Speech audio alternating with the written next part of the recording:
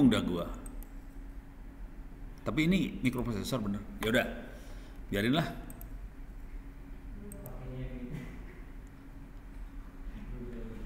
Nih kuliah benernya kagak ada. Yang ada bukan mahasiswa bener semua nih, masih gak bener. Oke, saya akan masuk ke dashboard. Saya kasih gambaran dulu kuliah 1-2 ya, biar pada bisa ngikutin dikit lah kuliah saya.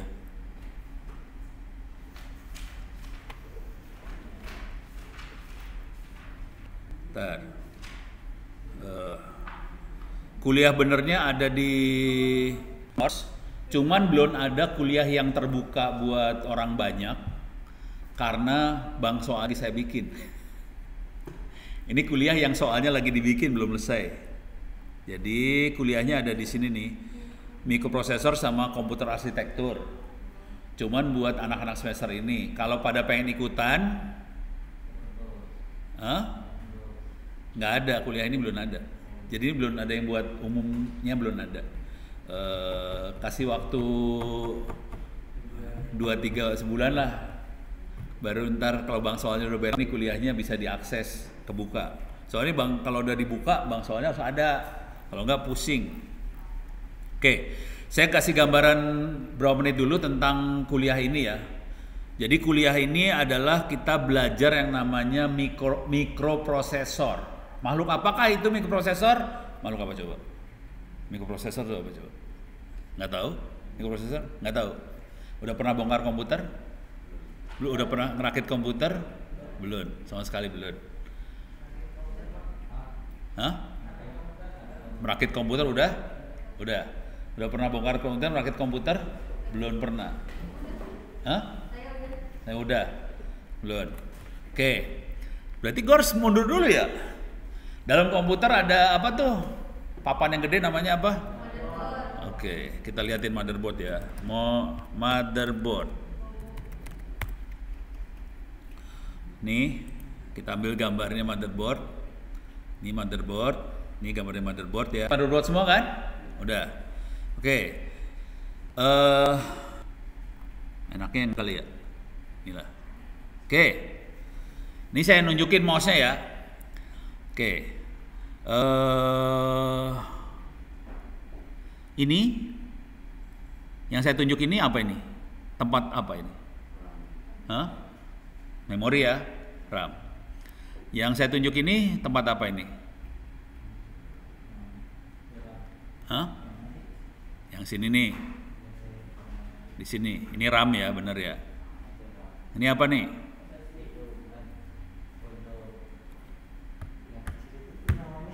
Ya pokoknya slot buat card ya.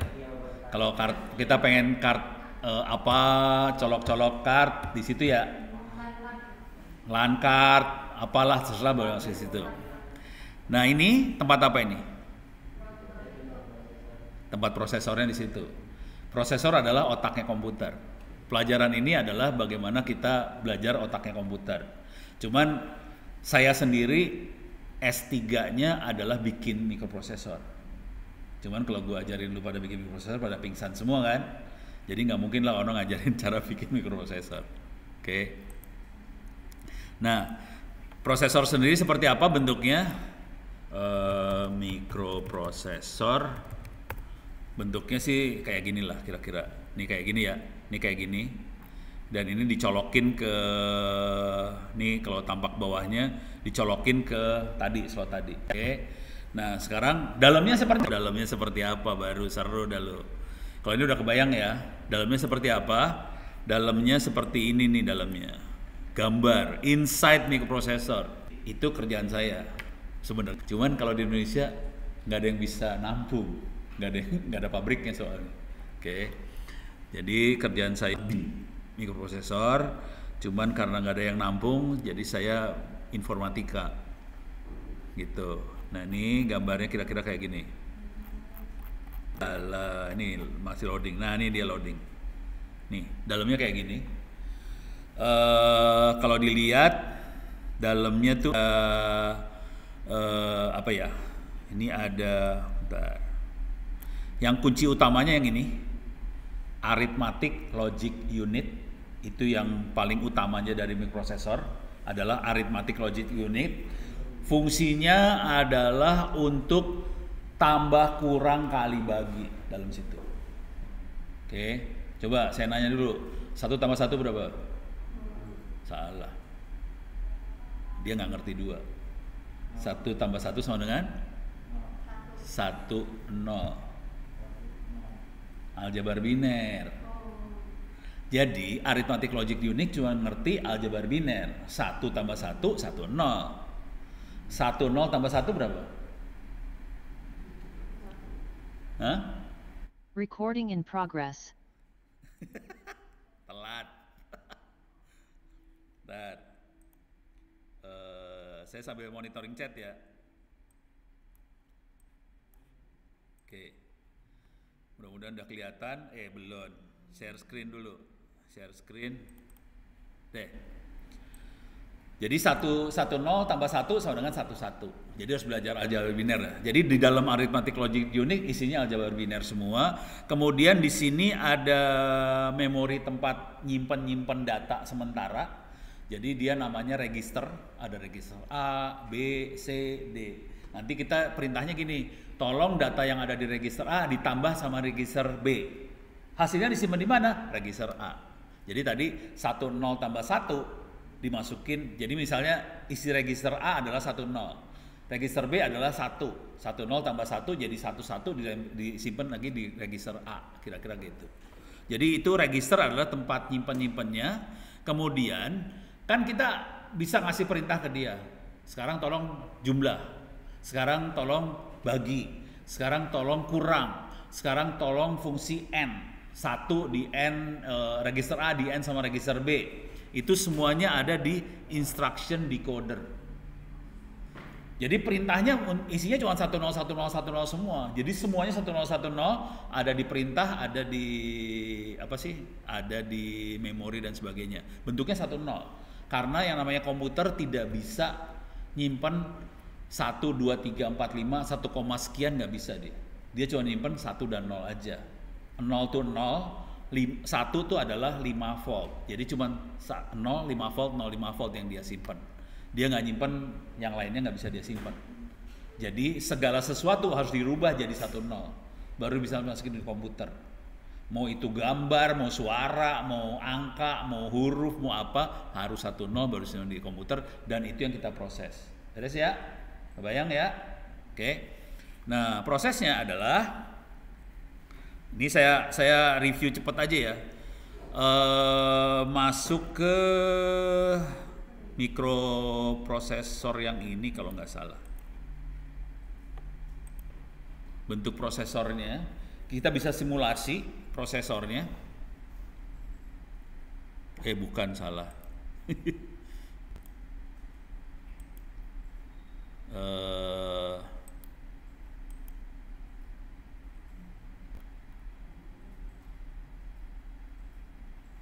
Ini sorry, yang ini aja, simulasi.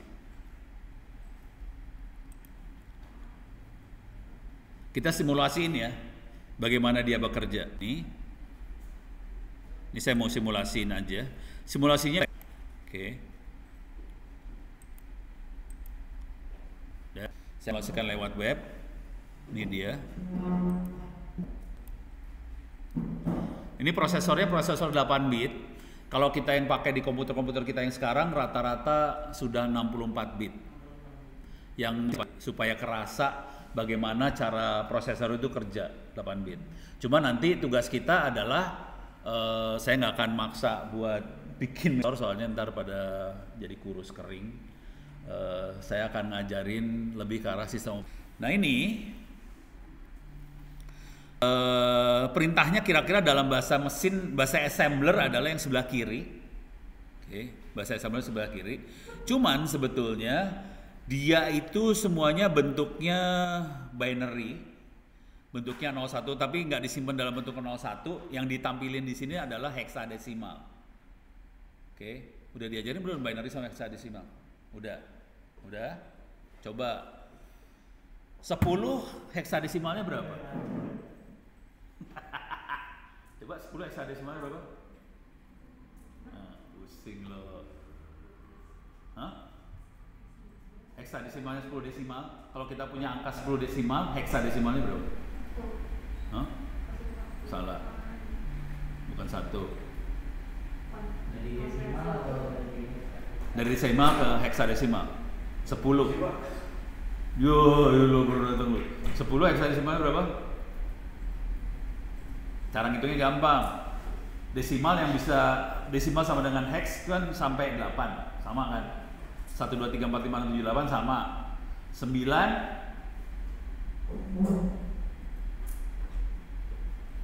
udah lain ya. 9 itu nggak ada. Jadi kalau di heksadesimal jadi A. 10-nya B. Kira-kira gitu. Bentar. Bener. A, B. 10 jadi B. Gitu ya. Jadi ini disimpan dalam bentuk heksadesimal, ditampilkan dalam bentuk heksadesimal ya. Oke. Sekarang saya akan jalanin. Ini perintahnya kira-kira gini ya. Saya akan jalanin step ya. Jalanin satu-satu. Oke. Langkah pertama, klik. Dia langsung ke sini. Oke. Move. Masukkan pointer hello. Oke. Kata-kata hello, HELLO, masukin ke register C. Jadi hello-nya itu ada di instruksi pointernya ada di 11 1 2 ini heksadesimal ya. Oke. Hello-nya tuh ada di hello Rajib tuh yang ini nih sebetulnya. Ini ada kata-kata ini kan ada kata-kata ini adalah variabel statik. Ini variabel statik. Oke. Kalau kita pernah programming bahasa C, bahasa-bahasa high level language, ada variabel tuh ada yang statik, ada yang dynamic. Yang statik adalah variabel dari awal kita tentuin. Oke. Jadi ini kata-katanya, ini variabelnya isinya cuman huruf HELLO, Rajib, RAJEEP, tanda seru. Jadi ini, oke, dimasukin ke C. Ini C-nya masih kosong. Kalau kita start, oke. Nah ini perintahnya 06, 060202, 06 adalah move, oke. Terus dia masukin ke dalam C itu variabel 002 dimasukin. Jadi masukin 02 ke dalam C, kelihatan register C isinya 02. Oke. Sekarang di register D, ini ada D masih kosong, kita isi desimal 232. Heksadesimalnya berapa coba kita kalkulasi, nggak hafal saya. Kalkulator curang nih, Ono lagi curang ya.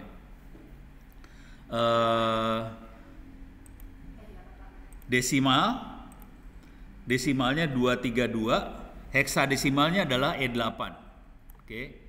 Coba, jadi nanti dari perintah ini 232 akan dimasukin ke D. D-nya masih kosong, 232 adalah E8, ini E8. Oke. Masukin ke 03 adalah D, 06 adalah move. Masukin 08 ke D, di move. Oke. Masukin tuh move. Oke. Kalau saya jalanin kayak step, ini perhatiin D-nya masih kosong ya. Saya step, D-nya jadi kosong E8. Jadi E8-nya masuk dari sini. Sekarang call. Call adalah 38 print. Oke. Pindah ke sini. Oke. Sekarang kita masukin call 38 print, dia masuk ke sini. 32 adalah push. Push adalah buang isi register A dimasukin ke stack. Ini harusnya ngikutin kuliah saya yang pertama sih. Ada stack, ada heap, ada text, segala macam. Stack adalah memori tempat naro register. Kalau kita, jadi gini. Move ini, call ini adalah pindah ke subroutine. Pindah subroutine tahu ya? Tahu subroutine nggak sih? Pernah diajarin di bahasa pemrograman subroutine? Belum. La ilaha illallah. Gue nerangnya dari mana, bingung saya. Jadi kalau di program kan kita bisa loncat ke program lain ya, pindah ke subroutine lain. Cuman kalau kita loncat, register yang kita lagi dipakai di sini harus kita simpan sementara dulu supaya kalau dia balik lagi ke sini, register yang lama bisa kita pakai.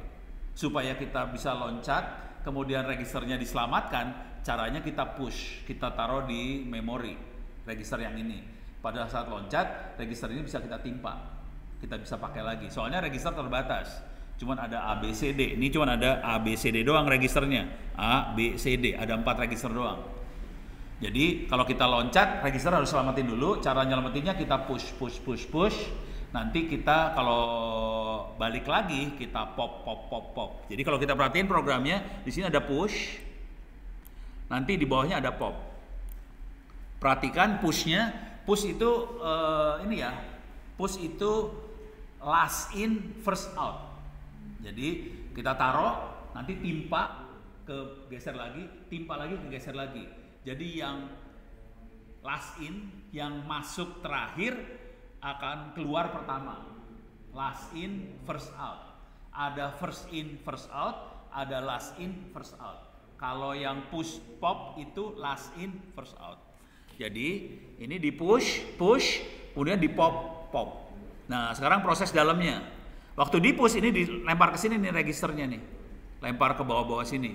Oke. Nah sekarang kita lihat step selanjutnya adalah push lagi. Oke. Step selanjutnya adalah move. B kita nolin, nggak kita isi apa-apa B. Kemudian kita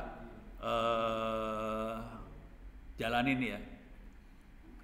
Isinya C dimasukin ke A, terus A dikirim ke output. Ini output masih kosong, nggak ada apa-apanya. Kita step lagi, mulai ada tulisan H. Step lagi. Oh, panjang. Step lagi. E keluar. Step lagi. Bentar, belum keluar. L keluar, terus aja gitu.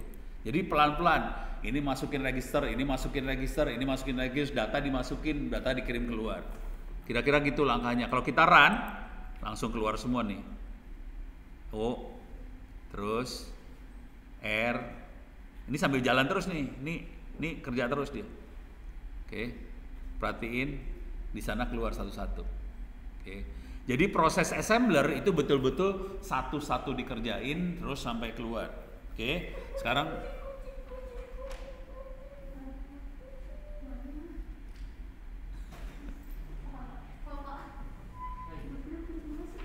kenapa? Ada yang jalan. Yang jalan tadi ada. Oke.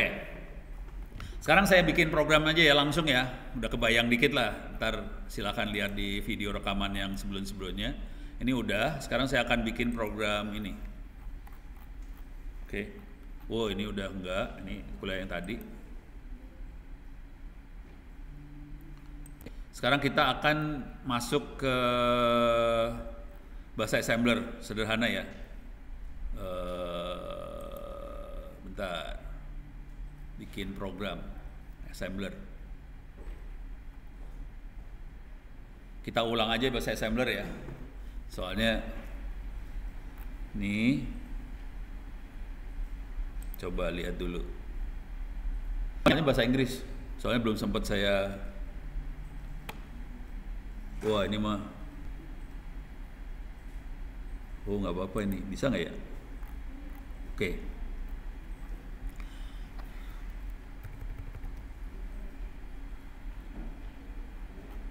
Coba lihat. Ini materinya Pak? Iya. Enggak, ini mah buat latihan sih. Materinya emang kayak gini. Coba kita lihat ya. Materinya bahasa Inggris, jangan khawatir. Tapi gampang kok. Ntar soalnya gampang semua sih sebenarnya. Nah, ini saya akan bikin program. Nih. Oke. Ini programnya cuma segini nih sebenarnya ya. Saya ambil, klik kanan copy, saya masukin ke sini. Oke. View zoom in. View zoom in, view zoom in. View zoom in. Oke, CD. Ini assembler yang saya pakai, VI hello world.asm. Oke, sekarang saya lihat programnya pelan-pelan ya, biar kelihatan. Ini program bahasa assembler. Tugasnya program ini, ada yang bisa nebak nggak? Program ini ngerjain apa? Ada yang bisa nebak nggak? Ini program ngerjain apa? Coba. Ini tulisannya bahasa Inggris sih. Bisa nebak nggak dia apa yang kalau saya jalanin programnya ngerjain apa dia? Ada yang bisa nebak nggak? Nebak aja. Gampang kok.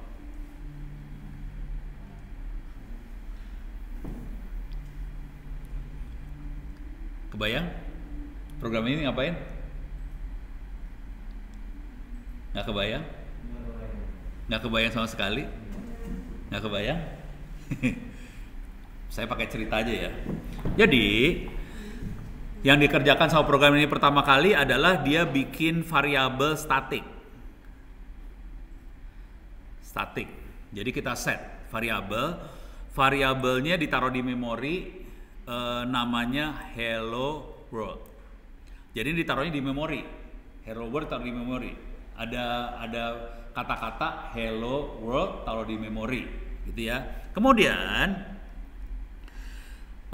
ini ada register D. Register D kita kasih angka 13. Oke. Soalnya ini ada 13 biji. 1 2 hello, hello 5. Spasi 6. World itu 5 lagi. Tanda seru 6 lagi ya. Jadi 6 tambah 6 12 kan? Tambahin 1 lagi 0 AH 13. Jadi register D kita kasih ada 13. Ada datanya panjangnya 13 byte. Tuh, beres ya? Kita kasih. Kemudian ini ada message di sini. Message itu alamat memori. Message ini tahu alamat memorinya ada di mana. Kita kasih tahu. Tempat hello world adanya di memori berapa? Adanya di message ini. Nanti kalau di kenyataan kalau kita run memori ada berapa? Ini memorinya berapa giga yang ini? Memori komputernya ada berapa gigabyte? Hah? Tahu nggak ada berapa gigabyte? Bisa tahu nggak? Berapa?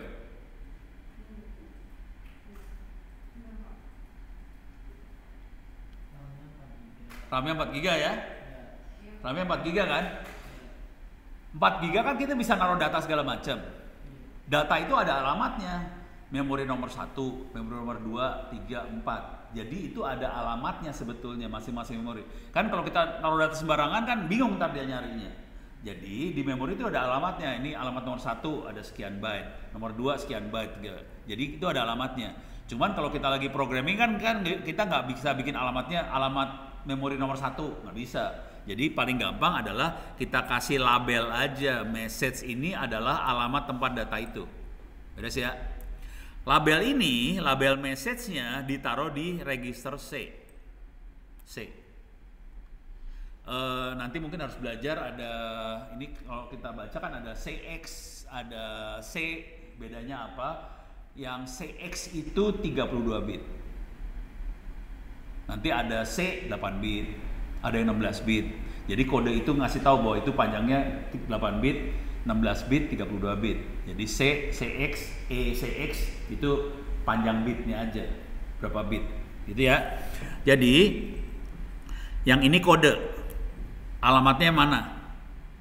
Yang ini kode lagi, panjang datanya berapa panjang. Nah yang ini di B ini adalah tulis keluar. Ini data tadi kita tulis keluar ke layar, standard out. Nah ini sekarang A4 kita ngomong sama sistem operasi untuk nulis. Oke. Jadi dia akan ngasih tahu, tolong ini tulis ke layar, kemudian dia akan bilang ke sistem operasi, ke sistem operasinya, tolong sistem operasi ini ditulis. Kemudian kita kasih kode interrupt 80, sistem operasi jalani. Kira-kira gitu. Beres ya? Coba kita jalanin, kita compile. Oke. Ini kita compile, compilenya kayak gini caranya.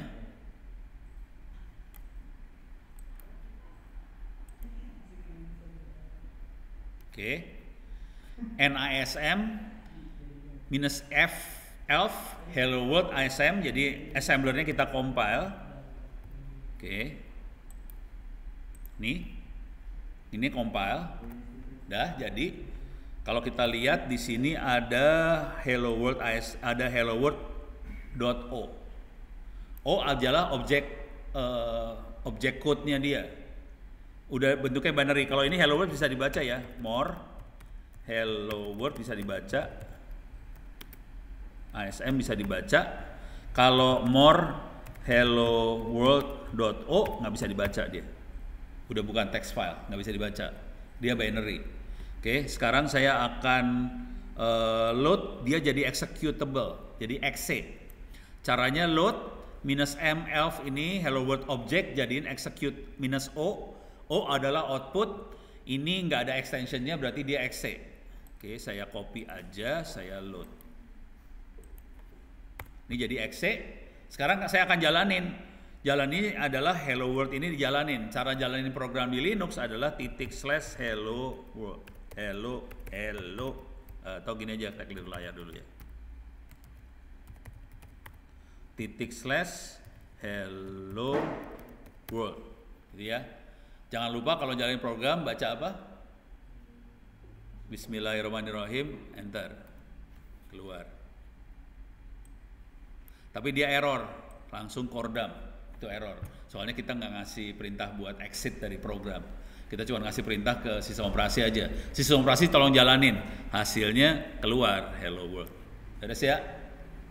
Programnya cuma gitu doang sih. Kalau lihat lagi ulang hello world .ism cuman gini doang programnya. Ini bahasa assembler ya, bahasa mesin ini ya. Yang Anda lihat bahasa mesin. Oke, programnya kayak gitu. Kalau pakai bahasa Python kan cuman print hello world aja kan. Coba misalnya pakai Python. Pakai Python kan cuman print hello world. Tanda seru. Oke, kalau saya enter langsung keluar. Kalau Python gitu doang. Kalau bahasa mesin, parah banget. Oke, kebayang ya? Fungsinya sama, dua-duanya juga cuman ngeprint ke layar doang. Cuman Python lebih manusiawi banget. Yang ini kan manusiawi banget nih. Kalau yang ini horor, beda banget ya. Hasil sama.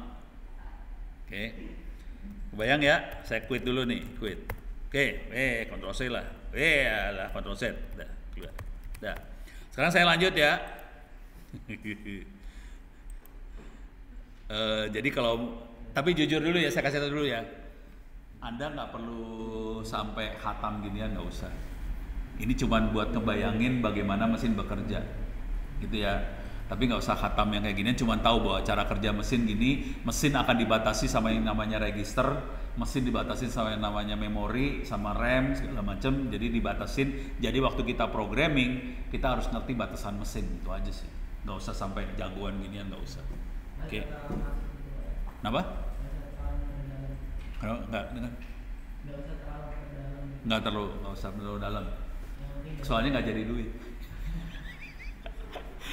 Jujur dulu, ini kagak ada duitnya, cuman kalau Anda ngerti ini, kalau kita banyak bermain dengan hardware, gampang jadinya. Nah ini kerasanya kalau kita main dengan hardware, kerasanya kalau kita mulai mainan Internet of Things, IoT, itu mainnya hardware banget, ini kerasa. Jadi kalau kita mainnya di software, ini mungkin nggak gitu kerasa. Kayak yang tadi pagi kan mainnya data science ya, itu kan software banget, nggak kerasa. Tapi kalau kita main di hardware, ini kerasa banget. Karena kita terbatas. Nih, oke kita masukkan lesson kedua. Lesson kedua. Ini programnya ditambahin, sama yang tadi ditambahin. Oke. Ini efeknya apa kalau ditambahin kayak gini? Ada yang bisa nebak nggak efeknya apa?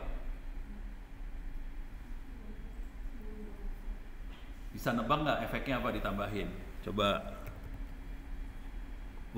Nih, coba ini dia.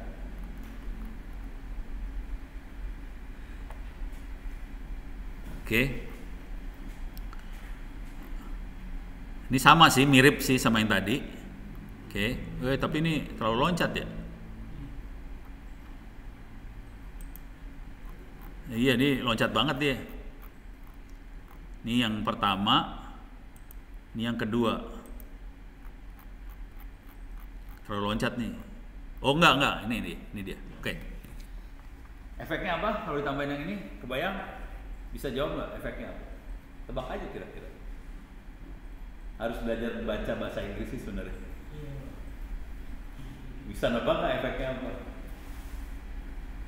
Nggak bisa nebak. Ada kata-kata di sini. Nih, kalau tadi kan error kan segment fault ya, ada dump segala macam kan, ini dihilangin. Cara ngilanginnya cuma ditambahin perintah kayak gini, register B diisi 0, kemudian ini perhatiin ini register A kasih 4, dia merintahin ke sistem operasi untuk write. Ini register A dikasih 1, merintahin sistem operasi buat exit, keluar. Kalau tadi kan keluarnya kepaksa, karena nggak ada perintah lagi dia keluar. Kalau ini dia kasih perintah ke sistem operasi, OS, sistem operasi, saya mau keluar. Jadi keluarnya sopan. Oke. Jadi kita cuma nambahin ini doang sih sebenarnya, nambahin segini doang. Nih tambahin, klik kanan copy, masukin ke sini.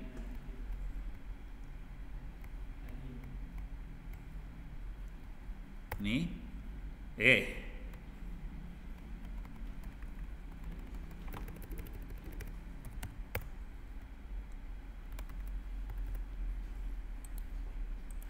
Oke, saya tambahin dikit aja, kayak gitu. Sekarang saya akan coba compile sama ini.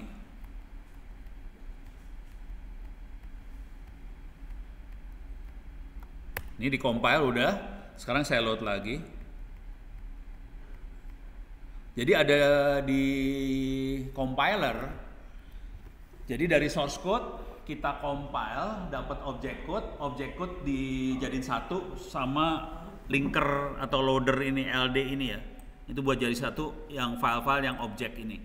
Jadi satu file source code nanti dibikin objek, jadi ada beberapa file source code, bisa ada banyak, source code ada banyak, semua dijadiin objek akan dijadiin satu supaya jadi exe. Jadi ini yang kedua ini prosesnya seperti itu. Jadi yang pertama adalah dari ASM jadi objek jadi satu supaya jadi exe. Oke, sekarang kita coba jalanin nih sekarang. Ini filenya udah kita benerin, tambahin dikit aja, kita benerin. Sekarang kita coba jalankan lagi, /hello world. Oke. Bismillahirrahmanirrahim, enter. Harus ada error atau enggak? Harusnya nggak ada error ya. Enter, errornya hilang. Terus ya, segampang itu sih. Jadi mainan assembler cuma kayak gini doang. Dulu di kelas 10 diajarin kayak gimana? Jadi ada alat gitu. Oh, itu mah udah langsung susah itu mah. Iya itu ngotak tuh. Hah? Nggak ngerti deh. Nggak ngerti, soalnya itu langsung loncat susah. Jadi ada alat terus dihubungin. Terus kita satu lagi. Nah itu nanti temperaturnya bisa aktif atau enggak. Oh, iya. Tapi nanti ini ujungnya ke situ juga. Jadi apa yang kita kerjakan akan seperti itu. Cuman kalau cara ngajarnya loncat kayak gitu, tewas, susah. Harus gini pelan-pelan ngajar tuh, harus pelan-pelan gitu baru mulai ngerti. Dan ini panjang nih sebenarnya. Kalau saya kerjain semua, kuliah ini jadi nggak menarik banget. Karena ilmunya nggak gitu kepakai juga sih akhirnya. Oke. Ini kita bisa ini ada calculate string length. Jadi kan tadi string tuh, hello world kan namanya string.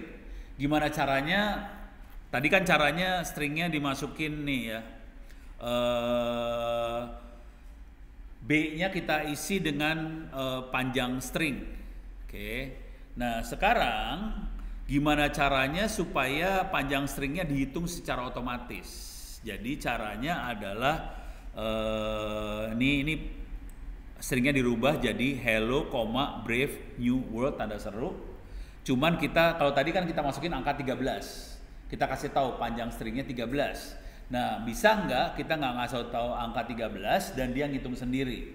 Kodenya adalah yang ini nih sebenarnya 0AH.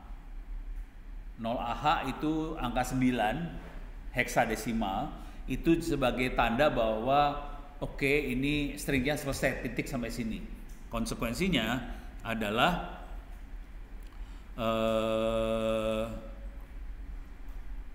ini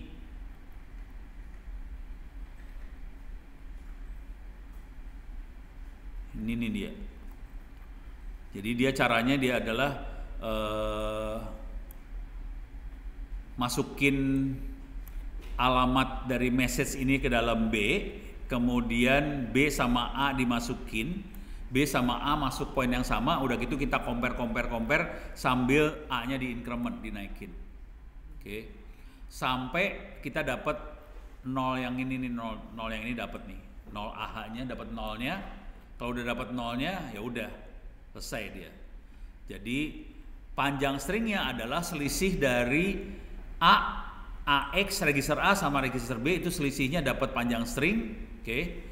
Sekarang panjang stringnya dimasukin ke D, alamat ini, jadi ini apa sih?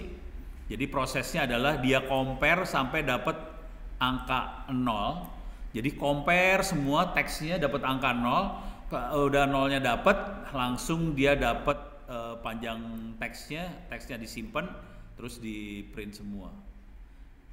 Oke, bawahnya sama. Kita coba ini aja ya, kita ambil semuanya. Kita ambil, klik kanan copy.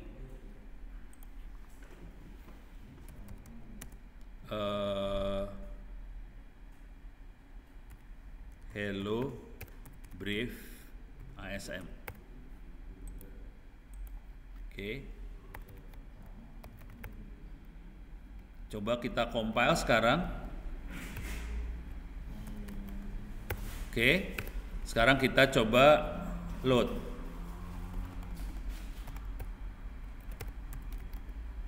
Oh, dan hello brief.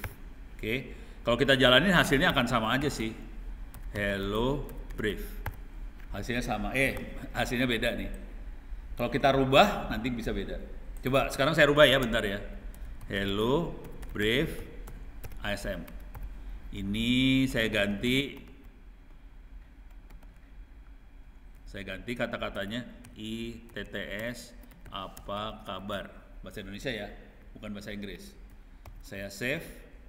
Oke, saya jalanin lagi, saya compile lagi, saya link lagi objek code-nya. Sekarang saya jalanin lagi. Sekarang berubah jadi halo ITTS apa kabar. Beres ya, gampang. Nah sekarang saya akan loncat aja supaya seru aja. Ini bisa dilihat-lihat. Kita akan coba masuk ke kalkulator buat tambah-tambahan, tambah, kurang, kali, bagi. Oke, di sini ada lagi buat file handling, ada yang buat ngasih tahu waktu, semua pakai bahasa assembler. Coba kita kalkulator dulu ya, tambahan. Ini kalkulator. Dia akan nambahin 90 ditambah 9. Oke. Kemudian oh, mudah-mudahan nanti function assemblernya udah ada nih. Kalau nggak kacau nih. Kemudian di print. Jadi cuma nambahnya kayak gini aja. Ini tambahnya caranya pakai add. Jadi 90 masukin ke A, 9 masukin ke B, kemudian B tambah A, hasilnya dimasukin ke A, di add. Kemudian dia call print. Oke. Cuman dia butuh function ISM. Coba function ISM-nya ada di mana nih?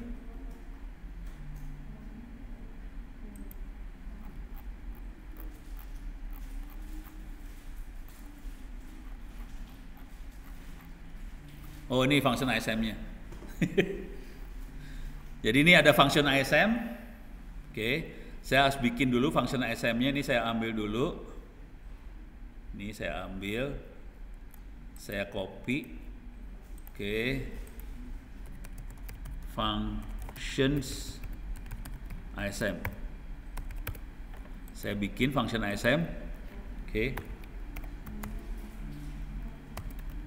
Oke. Salah nulis kan?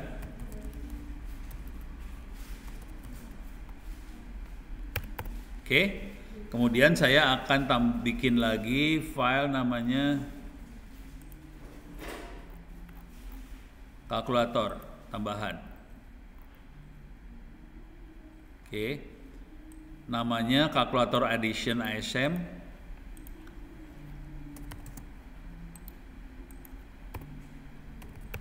Oke.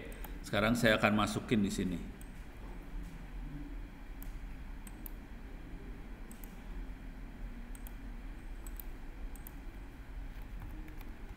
Oke, jadi dia akan menginclude functions ASM akan di-include. Oke, cuman ini function ASM-nya harus di-compile dulu nih.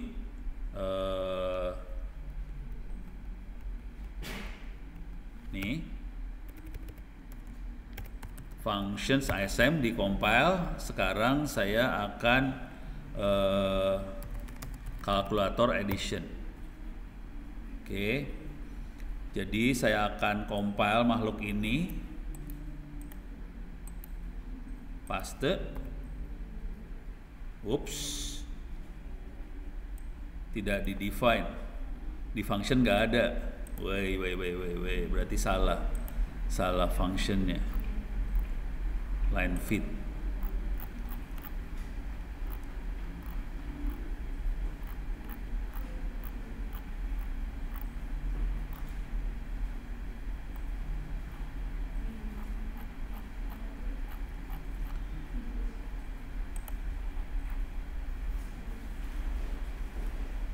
Passing argumen. Wah, ini functionnya beda, salah. Bentar.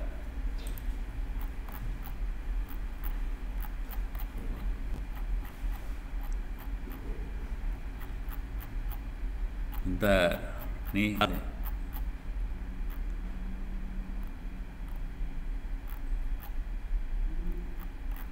Kalkulatornya mana tadi kalkulator?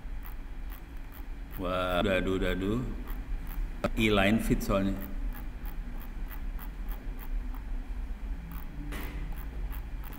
Tar, pusing. Atau lagi balik.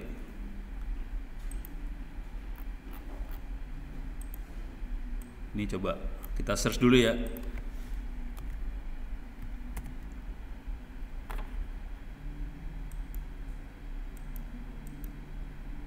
Ini dia, ada di function yang ini nih. Ini harus diambil nih, colong.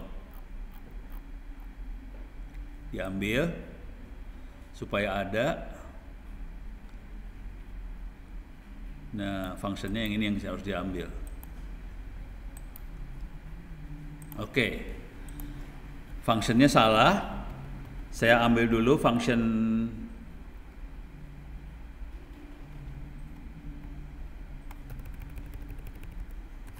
ISM, saya buang semuanya, saya ganti, saya tambahin. Oke, udah, e-line fitnya sudah ada. Oke, sekarang saya coba ulang lagi ya. Function udah saya compile, sekarang saya harus compile lagi calculation addition. Sekarang saya harus iniin, saya load. Oke, bentar. Kalkulator mana tadi?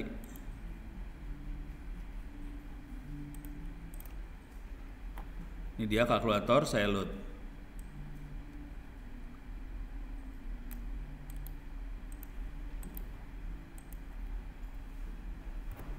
Oke, coba kita jalankan kalkulator addition.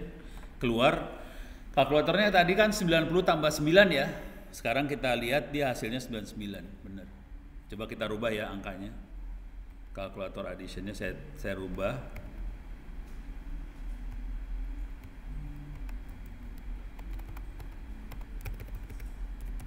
Oke, ini kan 90 tambah 9. Jadi ini bego banget sih. Biasanya kalau kita kalkulator kan angkanya kita masukin dari input ya. Kalau ini angkanya dari program, karena kalau input nanti kita harus bikin program lagi buat baca input.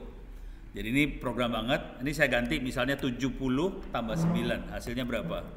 Oke, saya compile lagi. Pokoknya kalkulator bego banget.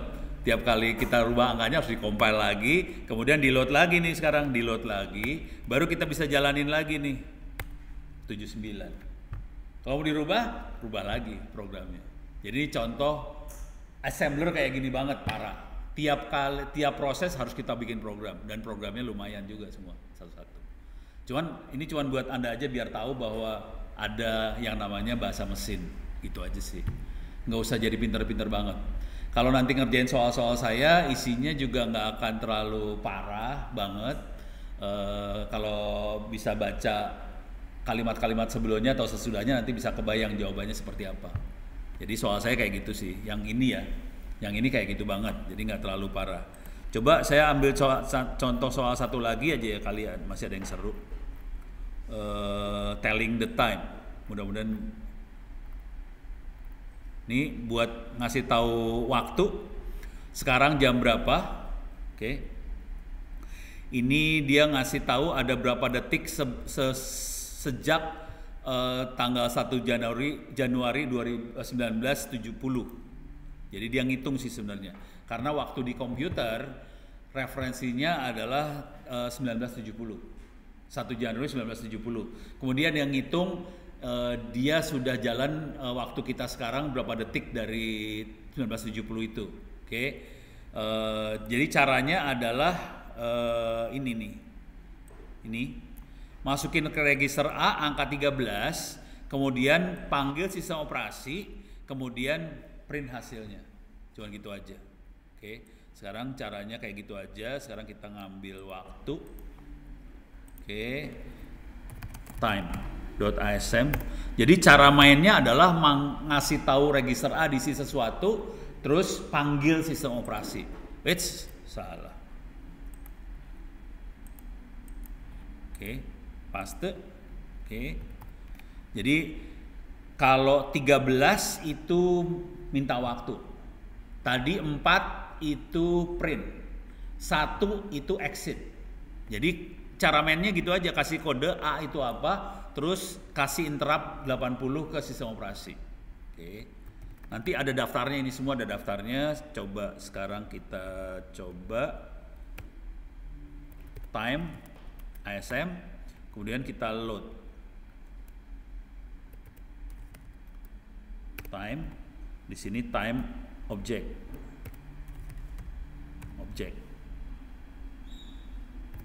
Oke, coba kita jalanin time.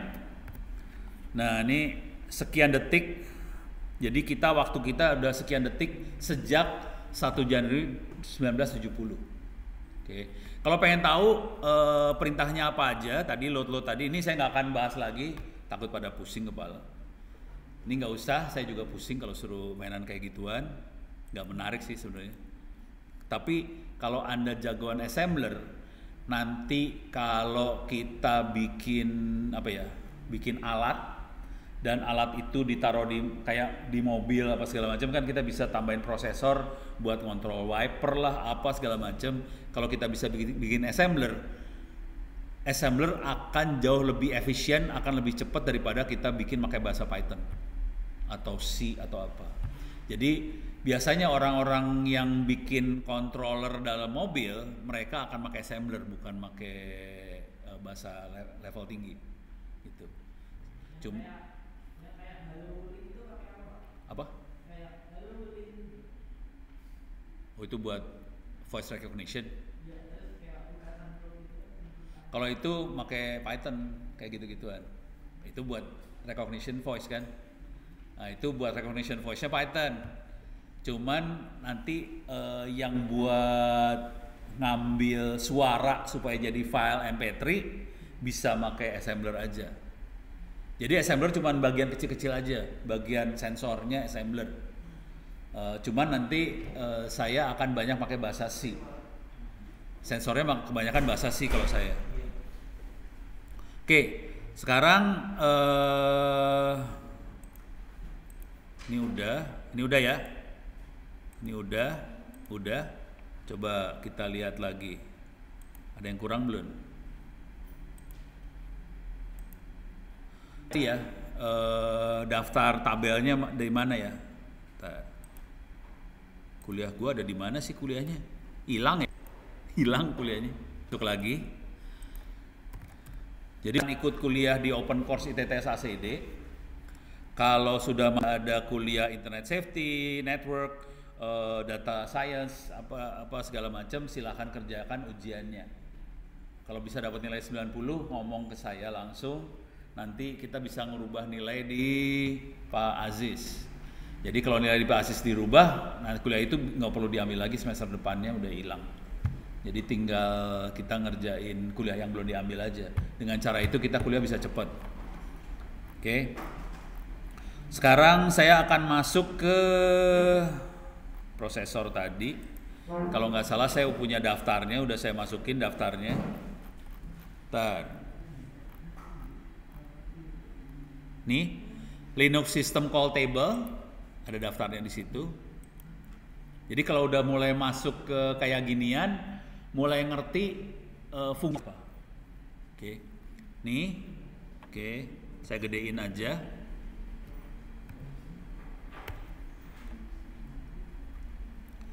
Ini, kalau kita lihat, ini dia. Kalau kita lihat tadi, waktu kita pakai bahasa assembler, waktu kita mau keluar kita kirim angka 1 masukin ke register A, dia akan exit. Kalau waktu kita nulis, kita masukin angka 4 ke register A dan kita butuh B, kita isi apa, C kita isi apa, kita panggil 4, langsung dia ngerjain write, nulis. Kalau tadi yang itu 14 ya? Hah? 13 ya? 13 14 sih? 13 ya? 13 tadi ngapain ya tadi ya? Ya pokoknya dia ngerjain sesuatu lah, lupa apa tadi. Jadi ini semua daftarnya ada di sini, bisa kita ada daftarnya. Jadi cara main bahasa assembler tidak semua yang kita harus kerjakan pakai assembler sebetulnya. Jadi kita cukup masukin A, B, C, kita isi parameternya apa, panggil ke sistem operasi, sisanya dikerjakan sistem operasi. Dalam sistem operasi dia sudah ada bahasa assemblernya juga. Ini buat write, ini buat read, ini buat apa segala macam sudah ada dalam sistem operasi. Jadi kita sebenarnya nggak usah pusing. Jadi sebetulnya urusan sama hardware itu dikerjakan sama sistem operasi. Kitanya sudah lebih ke yang lebih tinggi lagi, kira-kira gitu. Jadi ini di sini yang saya pengen sampaikan sebenarnya cuma sederhana aja. Di komputer itu ada sistem operasi yang ngurusin komunikasi ke hardware-nya segala macam, ke jaringan, ke keyboard, ke mouse, ke layar segala macam semua dipakai sistem operasi. Kita waktu coding cukup ngasih ke A, B, C apa, lempar sistem operasi, sisanya sistem operasi yang kerja. Gitu aja. Jadi waktu kita belajar bahasa assembler tidak perlu pusing sampai gimana cara ngirim data ke layar, nggak usah pusing. Karena itu udah diberesin sama sistem operasi. Walaupun sistem operasi kalau kita lihat dalamnya juga tetap bahasa assembler juga sebenarnya. Cuman kita sebagai programmer udah dibuat gampang. Beres ya? Cuman itu aja. Nah sekarang kita mulai, sampai sini ada pertanyaan nggak ada? Aman? Aman? Kita akan mulai masuk ke sistem operasi. Oke. Jadi sampai sini ini masih kuliah 1-2, saya ulang lagi sih biar Anda ngerti. Kalau enggak loncat. Nah, sistem operasi. Jadi nih kuliah ini angkatannya Grasberg ada berapa sih? Sendirian doang loh. Oh. Oke, yang kuliah benernya cuma 1 orang sebenarnya ya. Yang lain mah ikut kuliah biar bisa loncat kuliah. Kalau bisa loncat aja. Si Grasberg ini bikin buku nggak jadi-jadi, susah. Harus jadi loh, kalau nggak susah saya ngasih nilainya kalau nggak. Oke, jadi kalau kita lihat struktur kuliah yang mikroprosesor ini, yang urusan bahasa assemblernya cuma 3 pertemuan aja sih sebenarnya. Jadi ada tentang arsitektur dari mikroprosesor seperti apa, kemudian bahasa assembler seperti apa, udah selesai, titik, habis. Jadi yang namanya mikroprosesor saya nggak berani ngasih sebenarnya. Jadi si Pak Agung bilang, "Pono ngajar mikroprosesor." Nah, nggak salah, lu serius. Karena ilmu saya yang benernya adalah bikin mikroprosesor. Jadi kalau ngajarin saya cenderung bikin, dan itu saya yakin Anda pingsan tuh urusannya. Kalau bikin mikroprosesor itu kira-kira caranya kira-kira gini. Ini ada silikon, kita kasih boron, kasih suhu berapa ratus derajat Celcius, dipanasin selama berapa menit, boronnya akan masuk, dia jadi silikonnya jadi banyak elektronnya, nanti elektronnya kasih tegangan bisa jadi transistor, kira-kira kayak gitulah. Itu bikin prosesor kayak gitu tuh, horor, ngeri.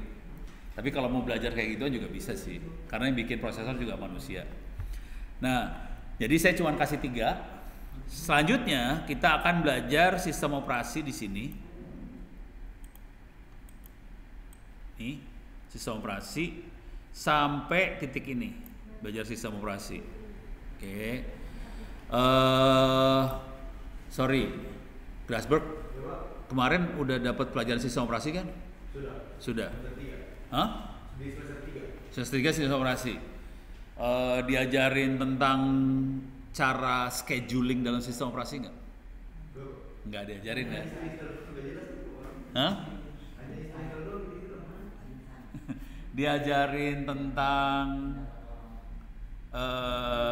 scheduling, diajarin tentang ngukur sistem operasi? Benchmark? Enggak. Diajarin tentang bikin driver? Ada bikin driver? Pakai Linux atau pakai Windows? Pakai Linux. Ini diajarin bikin driver ya. Jadi nanti kalau kita ngerti yang namanya sistem operasi, ada di dalamnya ada penjadwalan.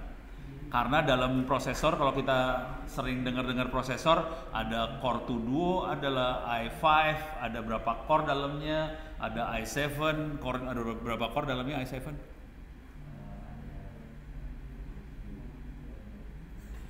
Bisa macam-macam. Bisa ada 4 core kadang-kadang, terus ada masing-masing core ada threadnya, jadi bisa jadi kayak 8 core kayak gitu ya. Nah itu kan semuanya itu prosesor.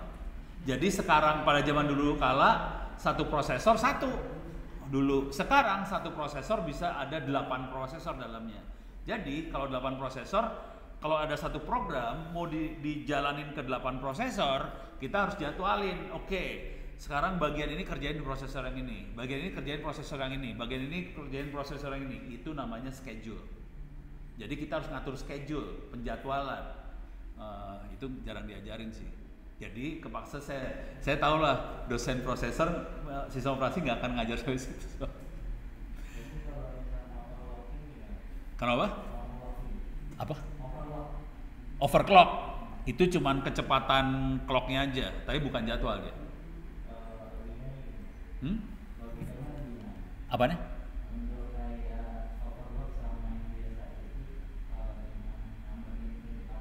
Kecepatan. Tapi penjadwalannya sama aja, cuman karena dia lebih cepat, jadi kerjanya lebih cepat, gitu aja sih.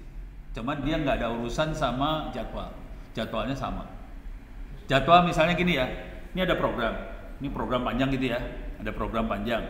Bagian ini sekarang kerjain ke prosesor 1, bagian ini prosesor 2, bagian ini prosesor 3. Cuman sekarang apa ya? Ibaratnya mobil lah, mobil. Ini program anggap aja mobil ya. Programnya ada mobil, mobilnya ada 10. Oke. Sementara jalurnya ada 4. Mobil ada 10 mau lewat nih. Oke, sekarang mobil 1 masuk jalur 1, mobil 2 masuk jalur 2, mobil 3 masuk jalur 3, mobil 4 masuk jalur 4. Udah gitu jalan dia kan? Ini ada mobil 5 dan seterusnya masih ngantri kan? Oke, ini mobil 1 udah mulai jalan, mobil 5 masukin jalur 1, mobil 6 masuk jalur. Jadi gitu caranya dia. Itu jadwal. Jadi 1 2 3 4 penuh, terus 5 6 7 8 jalan sesudah 1 2 3 4. Terus 9 10 11 12 jalan lagi belakangnya lagi. Nah, cuman clock ini urusannya berapa cepat dia ngelangkah sejauh 1 meter. Kira-kira kayak gitu. Kalau clocknya cuman berapa? 1 giga ya cuman 1 meter misalnya. Kalau 2 giga dia bisa setengah meter udah selesai gitu. Jadi clock itu ke kecepatan bukan ke jadwal. Kalau jadwal itu jalur sih sebenarnya, bisa lihat kalau di jalan itu jalur. Beres ya, kebayang ya bedanya di situ ya. Ya. Kalau misalkan kan kalau di HP itu kan ada tuh pemisahan sistem default biasa belum dirutin. Jadi sistem default itu bakalan membuat core yang dari prosesor sama GPU-nya itu jadi slip beberapa di mana kita pakai GPU-nya. Ini antara yang sistem operasi yang di root sama yang enggak ya? Oh, beda lagi cerita. Itu beda cerita itu. Jadi ceritanya gini. Oke. Udah pada tahu HP belum sih? Udah pernah lihat handphone Android? Punya? Udah pernah masuk ke dalamnya belum? Belum. Kalau dia parah soalnya handphone dia udah nggak berbentuk. Jadi handphone Android dalamnya sama komputer saya sama persis. Dalamnya Linux juga. Jadi kalau kita masuk Android dalamnya Linux sama komputer saya. Nah, di sini nih saya kalau pernah di HP buat keluarin ini pakai program apa? Termux. Jadi install Termux di HP, kita bisa masuk ke terminalnya dalam HP. Oke, bentuknya kayak gini persis. Kenapa?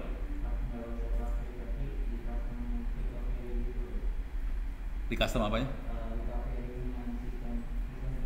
Oh, recovery-nya bisa masuk juga. Oke. Tapi kira-kira pakai recovery, pakai Termux kita bisa masuk ke terminalnya kayak gini. Beres ya? Oke. Perhatiin ininya sebenarnya. Yang kita perhatiin ininya nih. Nih. Yang ini dolar. Kalau dolar itu user biasa. Belum di root. Kalau HP belum di root dapatnya dolar. Konsekuensinya kita dapat dolar, kita bukan super user, kita user biasa. Super usernya siapa? Kagak tahu, gua di HP siapa. Ini ada super user sih, tapi bukan kita. Jadi yang bikin sistem operasinya dia super user. Oke. Nah, biasanya orang-orang kayak Sandy gitu sebel banget. Gua kan user biasa, bukan super user. Dia kekuasaannya rendah. Konsekuensinya bukan super user, tidak semua program bisa dia jalanin. Ada beberapa program yang hanya bisa jalan sama super user. Jadi dia marah tuh karena programnya nggak semuanya jalan. Jadi caranya gimana saya supaya jadi super user? Kalau di Linux kayak gini gampang, tinggal sudo su aja saya jadi super user nih. Perhatiin ininya berubah nih jadi pagar. Nah, kalau saya jadi pagar, saya bisa ngerjain segala macam. Di HP yang normal, yang default, dapatnya dolar doang. Jadi harus di root supaya jadi pagar. Kalau jadi pagar bisa. Itu masalah itu doang sih. Kalau yang kayak yang operasi tadi, jadi kan bahasa mikroprosesor. Jadi di prosesor yang itu di statusnya. Oh, di mikroprosesor jadi dalam sistem operasinya sendiri itu ada apa ya? Ada pengaman sih. Dalam sistem operasinya dibikin pengaman supaya nggak semua program bisa masuk ke root-nya. Apa? Namanya ya mungkin kayak iOS ya. Tapi ntar harus nyari soalnya gue nggak hafal luar kepala. Jadi apa namanya ya?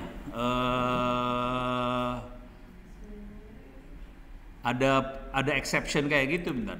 Saya masuk ke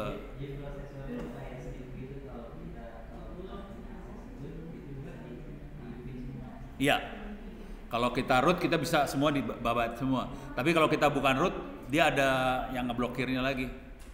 Ntar. Ini ada mode nih. Nah, nih. Jadi di sistem operasi ada modenya. Bentar. Ini dia. Mana tadi? Ini dia. Interrupt mode. Ini dia. Nih. Jadi ada mode protected sama mode supervisor. Kalau kita root, kita supervisor mode-nya. Jadi semuanya bisa diakses semua. Cuman rata-rata modenya protected. Kenapa dibikin protected? Supaya sistem operasinya nggak rusak. Jadi sistem operasi diamanin dulu. Anda kalau sebagai user biasa, ya udah user biasa aja, lu jangan macam-macam. Tapi kalau kita jadi root, kacau, bisa masuk kemana-mana. Tapi ada 2 mode ini sih dimainin. Jadi dalam sistem operasinya dibikin kayak gitu. Itu bukan prosesor sih sebenarnya, ke sistem operasi lebih, ke sistem operasi yang melakukan pengamanan sendiri. Terus ya. Oke, berarti saya akan nerangin sistem operasi secara umum dulu ya. Makhluknya apa di sini? Ini ada di dalam kuliah sistem operasi. Cuman sebagian dikasih di kuliah sistem operasi, sebagian lagi ternyata nggak dikasih di sistem operasi. Bagian orang yang nerangin tuh yang kayak gituan, parah. Ada beberapa jenis sistem operasi, ada real time, ada multi user, ada multitasking, ada single tasking, ada distributed, ada embedded. Ya. Sekarang dikit-dikit aja lah. Real time. Kalau sistem operasi yang kita pakai normal biasa, itu adalah biasanya sistem operasinya multi user sama multitasking. Jadi sistem operasi yang kita pakai di komputer kita itu multi user, jadi bisa banyak user. Terus bisa banyak kerjaan dikerjakan sekaligus. Jadi misalnya kita sambil nge-web, sambil dengerin lagu, sambil ngedit file, kan itu multitask, tugasnya banyak. Itu komputer yang kita pakai. Di komputer yang kita pakai ini bisa sambil kita kerja, ada orang lain juga ngerjain sesuatu di sini dari jauh bisa masuk. Itu multi user dalam komputer kita. Jadi usernya bisa banyak, tugasnya bisa banyak, multitask. Oke. Jadi itu komputer-komputer yang normal hari ini sekarang adalah multi user, multitasking. Kemudian kalau real time itu bedanya kira-kira gini. Kalau sistem operasinya real time, pengennya kalau ada apa-apa bisa langsung dikerjain. Real time itu seperti itu. Misal komputer yang ditaruh di mobil sekarang kan isinya komputer semua tuh kan. Ada yang kontrol buat wiper, lampu sen, AC, apa semua dikontrol mobil. Mobil dikontrol komputer. Yang lebih parah lagi dalam pesawat terbang. Komputernya lebih parah daripada mobil. Karena pesawat terbang komputernya harus bisa ngontrol kayak gini. Kalau pilotnya, terutama pesawat terbang yang penumpang ya, dia pengen kalau pilotnya lagi ketiduran, kapalnya tetap terbang gini aja, jangan sampai jatuh. Jadi dalam pesawat terbang itu komputer yang terbangin nanti, gitu ya. Akibatnya apa? Kalau ada angin, misalnya ada angin bertiup dari sebelah sini, kapal kan cenderung akan oleng ya, akan akan miring. Konsekuensinya supaya kagak miring kapalnya itu yang di sayapnya itu aileron, rudder segala macam harus dirubah supaya dia lurus lagi. Oke. Dan itu harus langsung angin langsung dia rubah, dia seimbangin lagi kapalnya. Itu namanya real time. Jadi kalau ada sesuatu gangguan dia langsung bisa benerin langsung. Jangan ada gangguan dia mikir dulu 5 menit baru gua benerin, kapalnya udah jatuh duluan. Jadi yang namanya real time, ada kejadian langsung kalau bisa 0,01 detik itu langsung beres lagi. Itu real time. Oke. Konsekuensinya harus cepat semuanya kalau real time. Itu biasanya di pesawat terbang, di ini. Kalau mau ngiseng nyari ilmu-ilmu itu bisa nyari misalnya pakai keyword ini, fly by wire.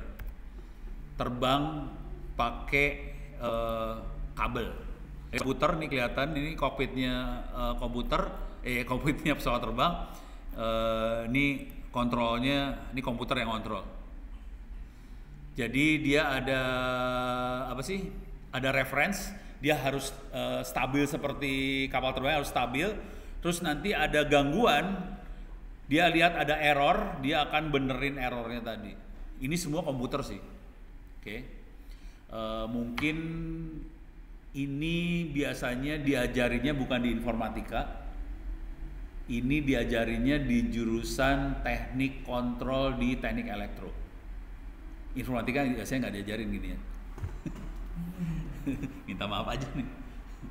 Jadi ini biasanya nggak diajarin di informatika, ilmu ini adanya di teknik elektro. Oke, saya kebetulan bukan informatika, saya kan S1-nya elektro, jadi saya tahu kayak gini ya. Oke, nah deh beres ya. Mana tadi sistem operasi? Ini beres, real time beres ya. Kebayang. Single tasking. Single tasking adalah sistem operasi atau komputer yang dipakai untuk satu tugas doang. Dia nggak bisa ngerjain tugas-tugas yang lain. Cara yang paling sederhana, ngelihat paling sederhana kira-kira kayak gini lah. Oke. Arduino.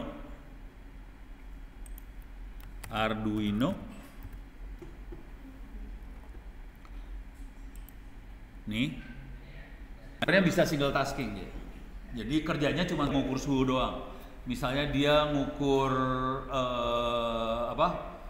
tinggi air. Misalnya ini ditaruh di bendungan, dia ngukur tinggi air apa segala macam, itu single tasking. Tapi dia kerjanya itu aja, dia nggak bisa ngerjain yang lain. Kalau kita mau ngerjain yang lain, diganti programnya baru biasa ngerjain yang lain lagi. Tapi udah yang lain. Misalnya tadinya dia ngukur suhu doang. Terus saya pengen pakai prosesornya dipakai buat ngatur lalu lintas, ganti softwarenya buat ngatur lalu lintas deh. Tapi nggak bisa ngukur suhu lagi, kayak gitu. Ini murah sih.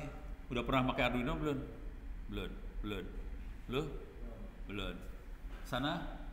Cewek? Belum. Tahu harganya berapa?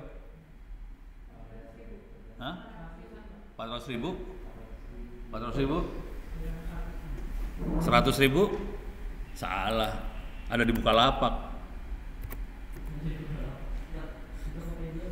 Topik udah sih, saya Arduino yang buat robot. Arduino ini akan bagian IoT nggak? Kemarin IoT kita nggak ada. Iya. Informatika nggak ada. Oke. Arduino. Oke. Harganya kalau yang tasking mahal, intinya itu aja sih. Dan ini biasanya, lama banget ya. Nih, tuh, harganya 50.000, tepatnya 55.000 ya. Gue juga mainnya yang ini doang sih. Kalau lagi pengen bikin apa gitu, misalnya kerjaannya gini, pokoknya misalnya gini, kalau ada suara atau ada ada orang masuk, lampu langsung nyala gitu ya. Kan kerjanya cuma satu doang, deteksi ada orang masuk, lampu nyalain. Nah itu bisa diprogram kayak gini, sensornya sensor gerakan, terus bisa on offin lampu, begitu doang. Murah sih. Tapi daripada bikin rangkaian di solder pusing kepala nyolder, mendingan kayak gini aja. Beli sensornya, sensor gerakan, terus saklar buat on offin listrik. Jadi ini kan kasih tau lah harganya nih ya. Ini kan 55.000 nih ya. Sekarang kita lihat sensor gerak. Arduino sensor gerak. Harganya murah sih sensor gerak mah. Tuh 12.000 ya. Terus relay 220 volt ya. Relay tegangan 220 volt. Langsung 5.000 perak. Enggak, yang ini nih 5.000, ya bener 5.000 perak, 6.000 perak. Jadi modalnya Arduino sensor gerak 5.000 perak, switch buat on offin lampu, udah jadi. Daripada kita bikin rangkaian nyolder pusing. Sekarang kalau saya bikin rangkaian cuma gitu doang, prosesor, kasih sensor, kasih relay, disambungin pakai kabel-kabel dikit, jadi. Tinggal kita rubah programnya aja, itu ya, beres ya. Dan ini hari ini banyak kerjaan banyak yang main kayak ginian juga, gitu. Kerjaan banyak main gini. Dan yang seru adalah sekarang ini banyaknya kan dikirim datanya lewat internet. Oke, ini kan TKJ ya.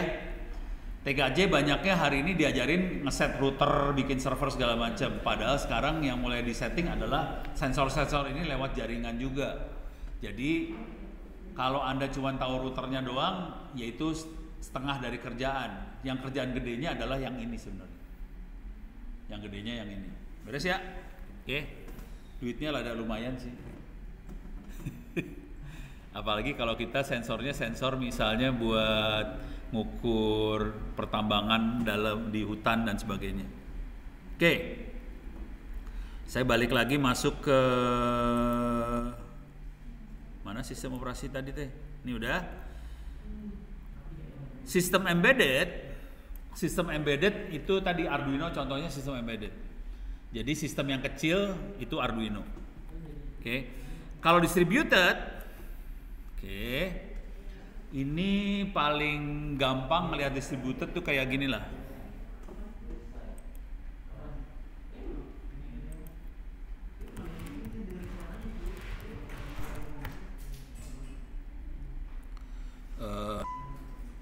Nih, jadi paling cara mikirnya gini ya, cara mikir paling sederhana ya. Ini gimana? Tadi kalau kita perhatiin, coba i7 prosesornya ada berapa tadi? Ada 4, ada 8 ya. Jadi prosesornya makin banyak. Tapi kalau kita pengen bikin superkomputer yang prosesornya gede banget, konsekuensinya kita harus punya komputer dengan i7 yang banyak supaya di kemampuan buat ngitungnya makin gede. Nah, bikin sistem dengan prosesor yang banyak tadi namanya distributed computing, kira-kira kayak gitu. Jadi itu distributed computing adalah bagaimana caranya bikin superkomputer tapi buat orang nggak punya duit. Jadi orang kere nggak punya duit, pengen punya superkomputer. Caranya komputer ini semua satu ruangan ini dijadiin satu. Terus kalau kita ada kerjaan, ada satu komputer yang kerjanya buat apa? Bagi-bagi kerjaan ke semua komputer yang di sini. Dengan cara itu proses kerjaannya jadi cepat banget. Itu namanya distributed computing. Satu lagi namanya cloud computing. Tahu bedanya antara distributed computing sama cloud computing? Yang sering dengar pasti cloud computing ya. Sering dengar kata-kata cloud computing. Pertanyaannya, bedanya apa distributed computing sama cloud computing? Nah, seru loh.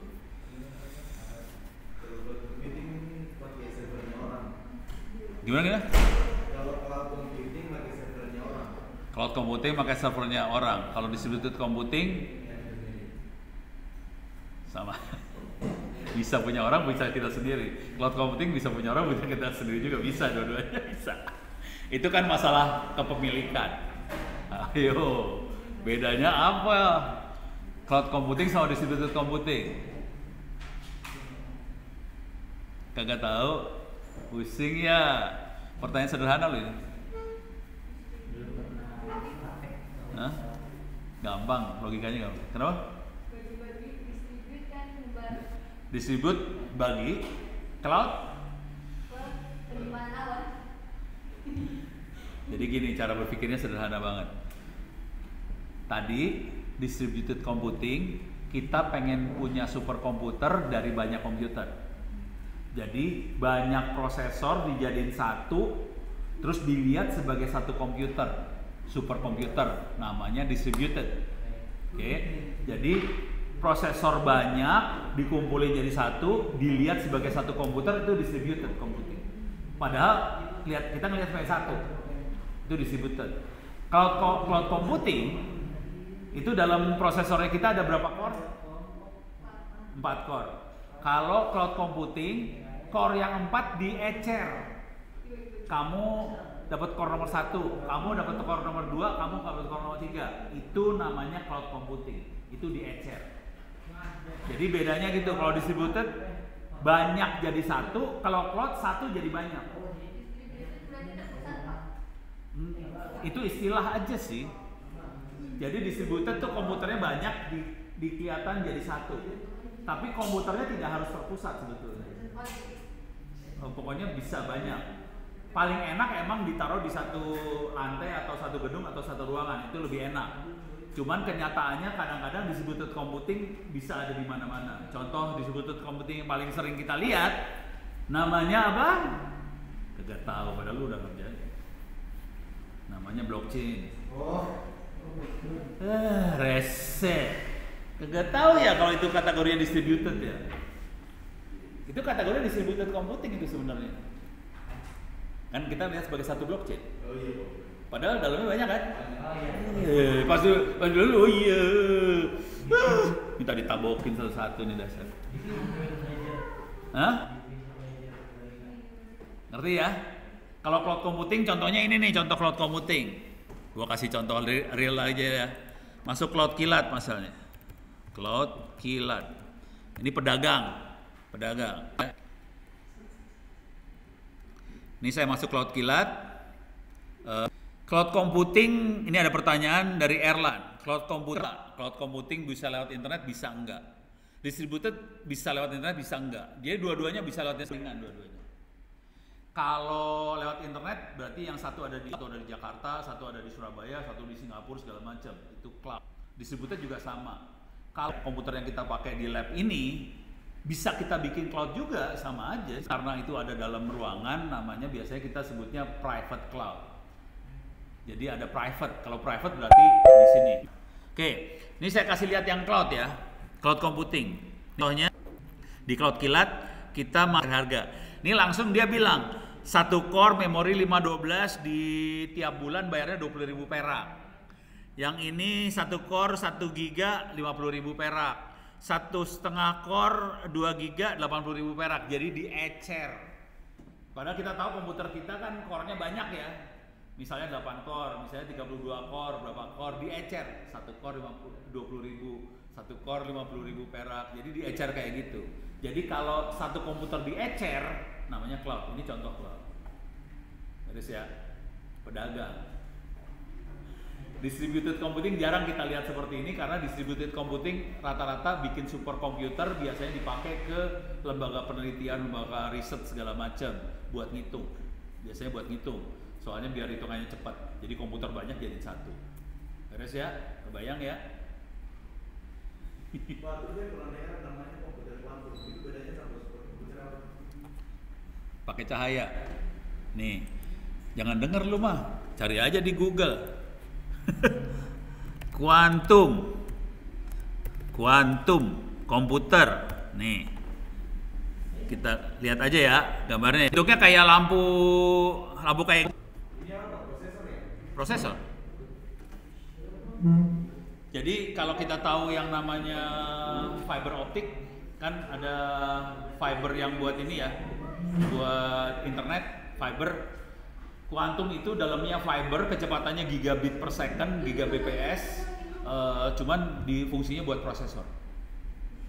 Sama, kan fiber kan isinya cuman lampu nyala mati, 101010.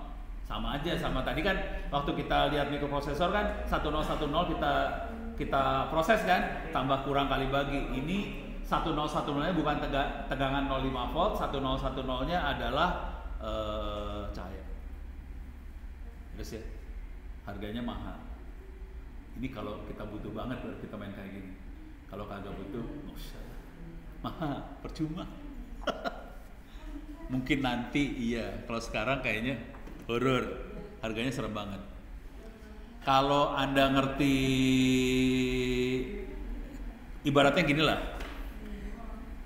Udah pernah lihat prosesor yang pertama belum?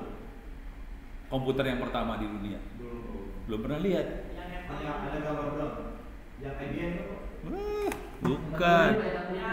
Yang gede Iya, ruangan. yang mesin itu kan. Yang satu ruangan. Ya. First computer in the world. Nah, gitu. Kayak gitu belajarnya cari googling aja. Nih, image. Ini kayak gini nih. Nih komputernya horor. Nih komputernya, bayangin komputer kabelnya kemana-mana tuh, parah, sambungannya parah banget. Dan kalau sambungan kemana-mana, kemungkinan rusaknya tinggi banget. Jadi ada tikus dikit, rusak dia urusannya. Makanya makin lama dibikin kecil, masukin ke prosesor segala macam, terus semuanya kalau bisa nggak berubah, dipakai PCB segala macam, jadi kenceng. Tapi itu listrik 0,5 volt. Nah sekarang bayangin kalau kita bisa bikin seperti ini tapi yang dilewatin cahaya. Jadi quantum computingnya bakal masuk ke ini apa IC gitu, kayak prosesor lagi. Jadi yang kita lihat quantum computing hari ini adalah komputer yang pertama yang listrik zaman dulu. Yang ya sekarang jadi mereka lagi berjuang supaya quantum computingnya masuk ke dalam chip. Perjuangannya seperti itu. Kalau dia kagak chip, pakai kabel, tewas. Pasti susah banget. Gitu. Beres ya? Sip ya? Kemarin nggak diajarin ginian, nggak diajarin ya? Kayak gini-ginian nggak diajarin ya? Ada? Ada di semester kemarin. Hah? Semester 1 kemarin. Oh semester 1? Iya. Siapa yang ngajar? Berarti. Oh itu. Oke. Gue pikir kagak diajarin. Lu pada nanya, dasar lu parah. Yang mana itunya? Dia waktu kuliah kagak masuk nih mah. Parah dia mah. Pokoknya lu tugas harus masuk lu. Ya Pak. Tugas masuk ya. Oke Pak, saya. Harusnya udah dapat 0 nilainya lo. Orang udah lewat nih, anak satu brengsek banget nih, parah. Oke. Lanjut. Ntar. Ini waktu 15 menit lagi nih. Saya harus kabur soalnya. Bentar. Saya umumin aja ya. Tolong kasih tahu teman-teman yang lain. Saya itu diminta sama BSSN. Tahu BSSN nggak sih lu pada? Oh, apa?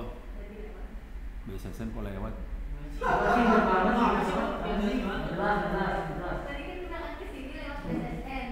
Oh gitu. Oh emang rumahnya dekat sana? Oh BSSN apa coba? Sih bener dia. Oh dia lewat fisik. Gue pikir lewat apa? Ya, jadi BSSN itu Badan Siber Sandi Negara. Oke, BSSN pengen bikin hackathon, perlombaan lah, dalam bahasa Indonesianya perlombaan tentang startup cyber security. Ngerti startup dong? Startup bikin perusahaan untuk cyber security, termasuk di dalamnya crypto, termasuk di dalamnya hacking, termasuk di dalamnya segala macam. Jadi bentuknya perusahaan.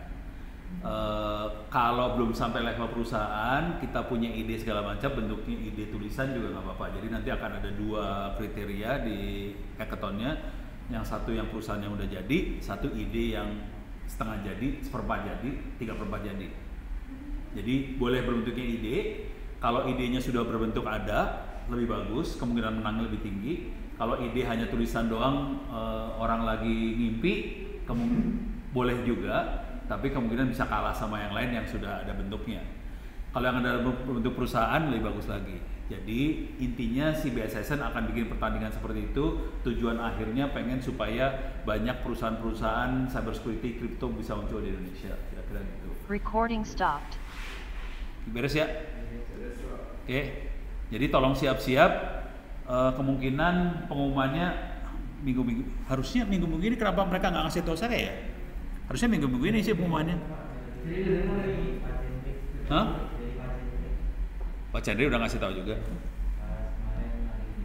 Oh ya udah. Jadi akan ada gitu. Kenapa sih Ono bisa ngasih tahu? Karena Ono salah satu jurinya. Parah. Jurinya ngebocorin dulu. Enggak. Ya lu harus bagus. Ya tetap aja lu, kalau jelek mah gimana? Tapi jadi masalah saya. Kalau ini ketahuan dari TTS, saya langsung mundur soalnya. Jadi saya akan bilang saya nggak akan nilai ya, ini dari TTS. Saya mundur dulu. Jadi harus fair juga dong jurinya. Jurinya bisa ngasih tahu. Cuman kalau ini dari yang kenal dekat, ya orang nggak akan nilai. Jadi yang nilai yang orang lain aja. Tuh. Iyalah, kita harus fair kalau jadi kayak gituan. Beres ya? Sip? Oke.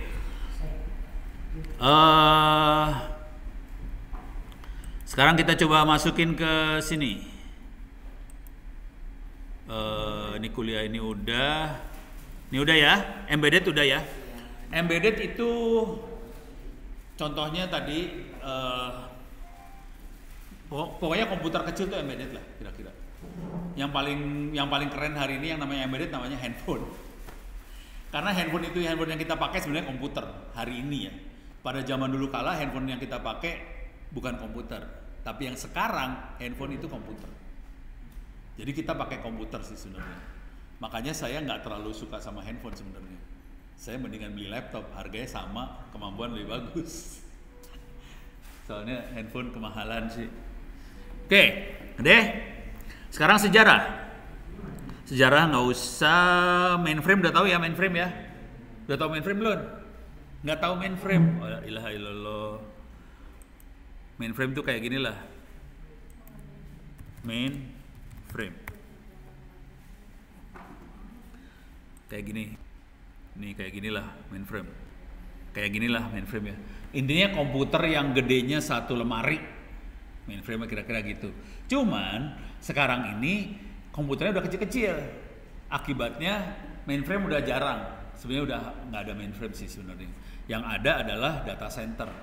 Jadi komputer kecil-kecil banyak, kencang-kencang semua ditaruh di rak-rak di data center. Sudah pernah masuk data center ya?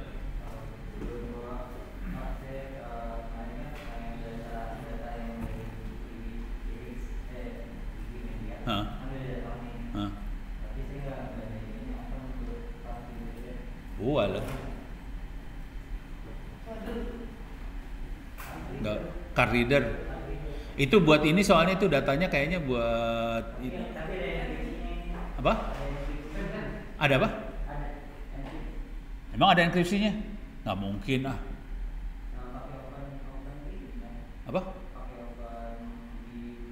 Kalau nggak tektokan sama Raisa deh.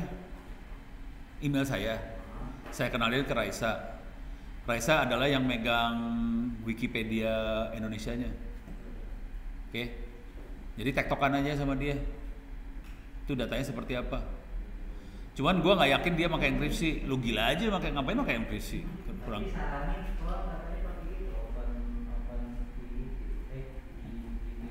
Oh, itu mah buat hah?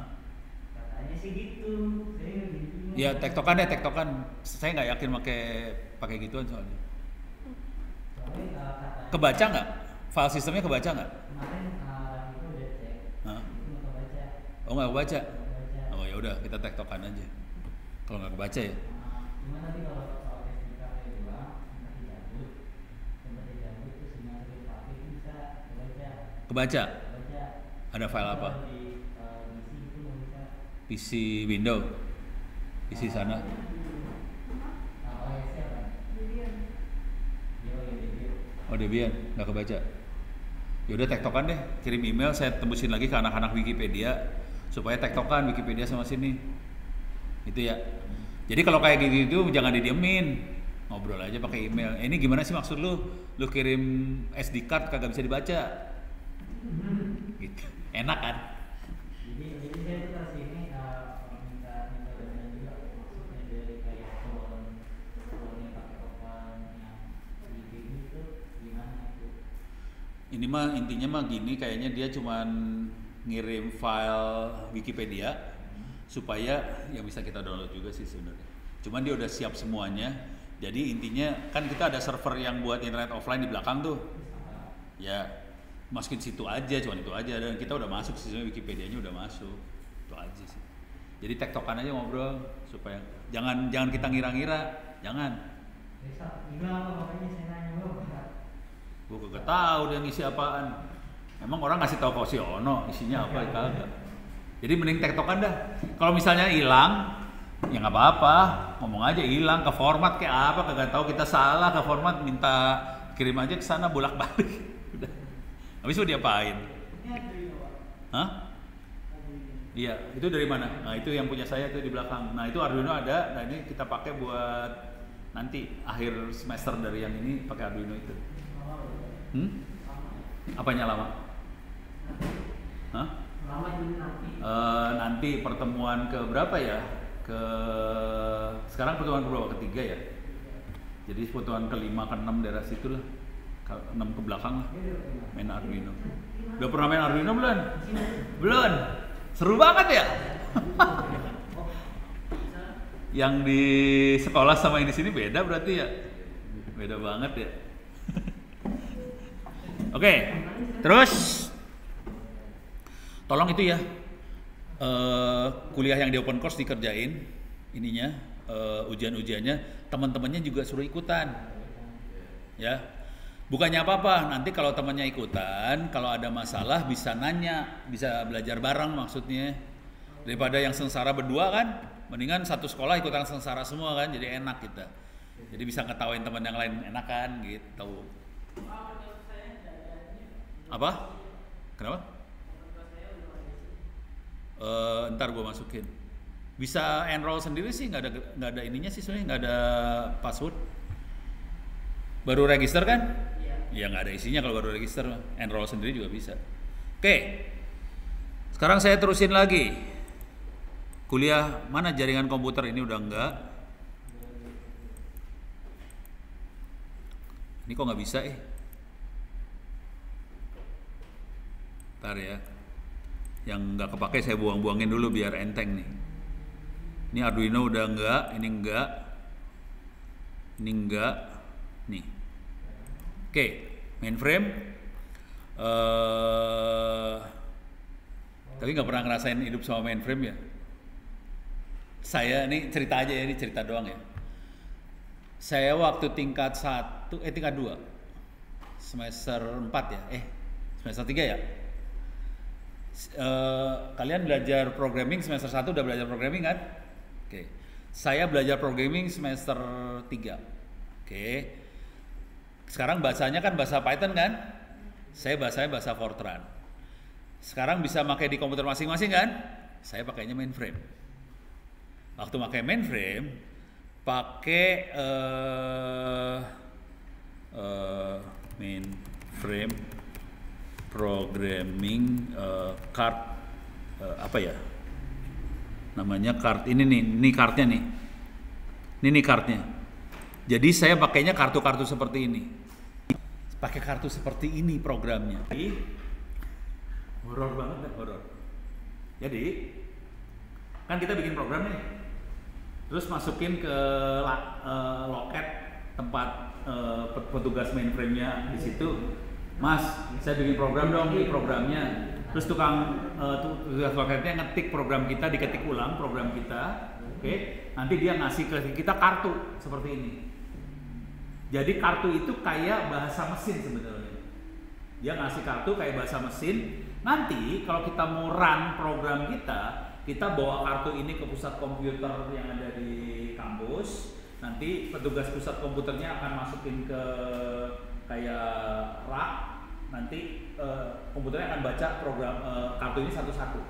Oke, ini move, ini apa ini add, ini apa segala macam, baca satu-satu. Bayangin kalau kita punya kartu jatuh, nangis kan? Kan kartunya jadi nggak urutan lagi kan? Nangis. Dan itu kejadian sama saya, kartunya jatuh. Kebaksa datang lagi, pakai duit soalnya tuh, minta diketikin pakai duit kan? Kasih duit, Mas, nih tolong diketikin lagi, jangan dapat kartunya lagi, kita kerjain lagi. Jadi kayak gitu zaman dulu. Nggak pernah ngerasain kan kayak ginian kan lu hidupnya enak semua dah. Makanya kalau udah, Kalau seandainya programnya kemungkinan error, berarti ulang lagi. Jadi kan kita run, keluar error kan? Ya kita rubah, kita minta ini lagi. Nangis dah, pokoknya kayak gini nangis banget kan. Makanya lu hidupnya enak pada tuh. Udah diketik run, error, rubah dulu, edit aja, run. Enak dulu mah horor. Kayak gini banget. Nggak pernah ngerasain yang ini kan? Saya masih ngerasain. Dan waktu itu kita bandel. Jadi waktu itu pas zamannya keluar komputer ini nih, Apple II Plus. Ini komputer yang kita pakai waktu itu. Jadi di kampus di ITB makainya mainframe. Mahasiswa udah mulai pakai Apple II Plus. Dosennya belum pakai, mahasiswanya pakai Apple II Plus. Udah gitu saya sama teman-teman pada kumpul, kita belajar sendiri, akhirnya kita bisa bikin programming Fortran segala macam pakai Apple II Plus. Pokoknya kita kasih ke dosennya, Pak udah jadi nih Pak, padahal pakai yang ini bukan pakai yang mainframe. Recording in progress. Gitu, soalnya kalau pakai yang mainframe mau parah banget, akhirnya kita pakai Apple II Plus. Udah gitu dapat kerjaan dari PT Pos buat bikin, akhirnya kita ngoprek Apple II Plus itu buat bikin animasi dapat kerjaan harganya 13 juta perak, 13 juta rupiah pada zaman itu ya. 13 juta rupiah, terus kita beli komputer segala macam, itu 13 juta rupiah taruh di ransel, terus anak-anak pada tidur di ransel masing-masing. Iya, duit banyak banget. Mungkin kalau 13 juta hari ini harganya sekitar 100 juta kali ya. Ya tetap aja duit gede kan, 100 juta kan gede banget. Ya, kita pakai jadiin bantal. Tapi waktu itu kita jadi sebagai mahasiswa cari duit, dapat duit juga. Modalnya ini komputernya Apple II Plus ini. Itu ya, beres ya. Oke, kita terusin lagi. Oke. Nah, dari mainframe masuk ke mikrokomputer, salah satu yang awalnya tadi Apple II Plus. Yang awalnya mikrokomputer itu Apple II Plus. Apple II Plus itu sekarang komputer kita berapa bit prosesornya? 64 bit. Memorinya udah 16 GB, 32 GB. Apple II Plus itu memorinya cuman 128 mega. Bitnya cuman 8 bit. Jadi kita bekerja dengan 128 mega, kalau di bahasa sekarang 0,1 giga dengan bitnya 8 bit. Harganya Apple II Plus waktu itu harganya bangsanya 2 juta 3 juta juga sih. Sekarang kan 2 juta 3 juta juga kan, sama harga, cuman kemampuannya jauh di atas. Oke. Nah sekarang sistem operasinya ada beberapa jenis sistem operasi, ada Unix, ada Unix-like, ada BSD, ada OS X, ada Linux, ada Windows, Chrome, Windows.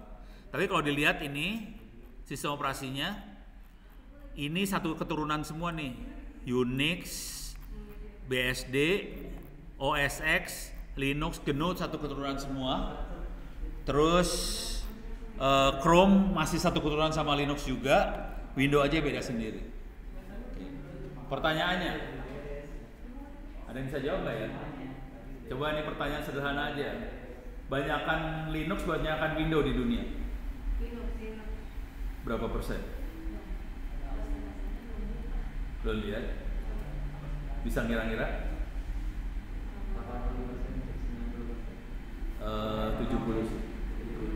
70-an persen, 78% Linux, 20%-nya Windows.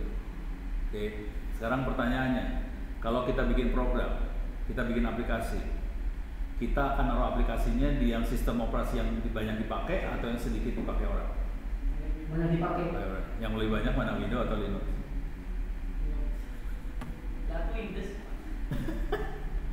Yang banyak sebenarnya bukan Linux, yang banyak itu Android, dan Android dalamnya Linux. Kalau tahu Android dalamnya Linux. Jadi kalau kita mau bikin aplikasi, yang paling keren bikin aplikasinya di Android sebetulnya. Yang rugi yang nggak ikutan workshop ITT sama Huawei. Lu pada dikasih gratis, pada kagak ikut.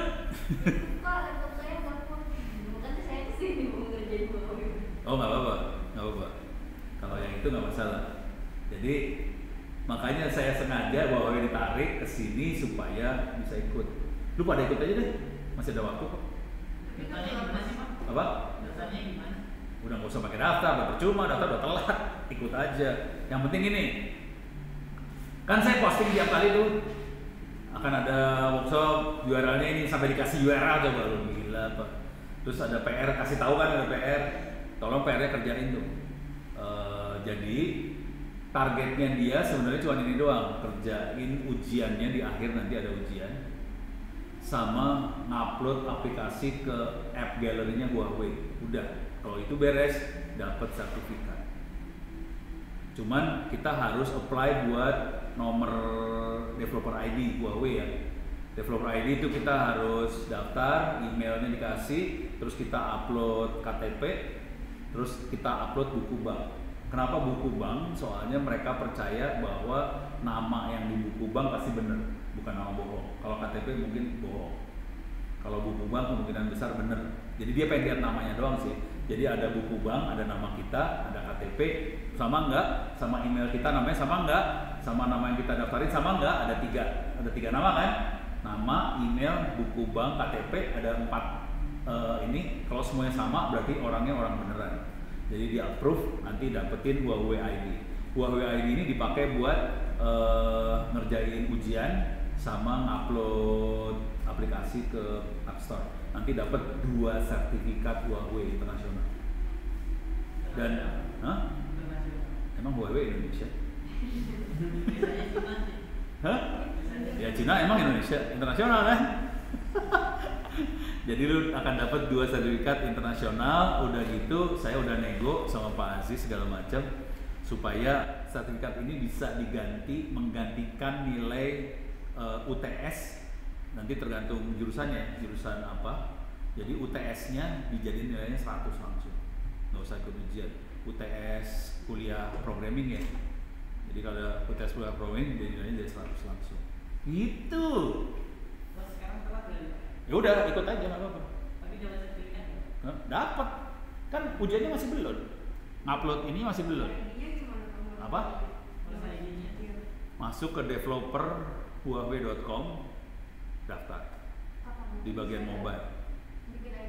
Hah? Kenapa? Iya. Nggak masalah deh, sekarang juga bisa. Kelasnya bisa lihat ininya, lihat apa sih? Kelasnya bisa lihat rekaman videonya ada di YouTube, tapi ikutin grupnya ada di Facebook namanya ITTS Huawei. Hah? Udah lebih, asal informasi aja ya. Jadi Huawei itu bikin kerjasama sama Indonesia kan. Jadi dia pengen bikin supaya kampus-kampus pada melek programming Android. Oke. Lawan kita cuman, jadi waktu Huawei presentasi ke kita di ITTS ngomongnya gini, saya kerjasama sama Telkom University, kasih lihat pesertanya nggak sampai 200. Kita kerjasama sama UI Jogja, pesertanya nggak sampai 200. Kita kerjasama sama Atmajaya Jogja, pesertanya nggak sampai 200. Kita kerjasama sama Binus, wah ini hebat nih Binus, peserta 800. Oke. Pas sama ITTS peserta 1100. Jadi kita jauh lebih banyak daripada Binus, sama yang lain kalah semua. Jadi kita yang paling banyak sih. Tapi jangan tepuk tangan dulu, lu pada belum ikut kan? Pada ikut. Hah? Kenapa? Ya pakai yang lain aja yang jalan, susah amat. Hah? Ya udah pas bisa aja. Kenapa? Tiap minggu ada tugas. Tugasnya gampang sih. Enggak, ada deadline-nya. Ini besok tugasnya Jumat harus masuk. Bentuknya tulisan ya? Ya nggak apa-apa, udah masukin aja, pura-pura bego aja. Jadi situ nggak penting lah, tugas tetap harus dimasukin. Tapi telat nggak penting sebenarnya. Yang penting harus bisa ngerjain ujian sama ngupload ke aplikasi ke App Store. Itu yang penting, yang ntar itu penting 2 itu. Karena itu yang nentuin nilai. Cuman tugas-tugas ini segala macam supaya kita ngerjain itulah kerjaan. Dan kenapa si gurunya namanya Nitin? Jadi jujur dulu ya, saya ini ngikutan Huawei tanpa pengetahuan juga. Saya jadi ikut juga nggak ngerti juga sih. Cuman saya bisa gitu. Bayangin orang tua bisa. Lu kan pasti muda ya. Kalau sampai kagak bisa, keterlaluan. Yang tua aja bisa.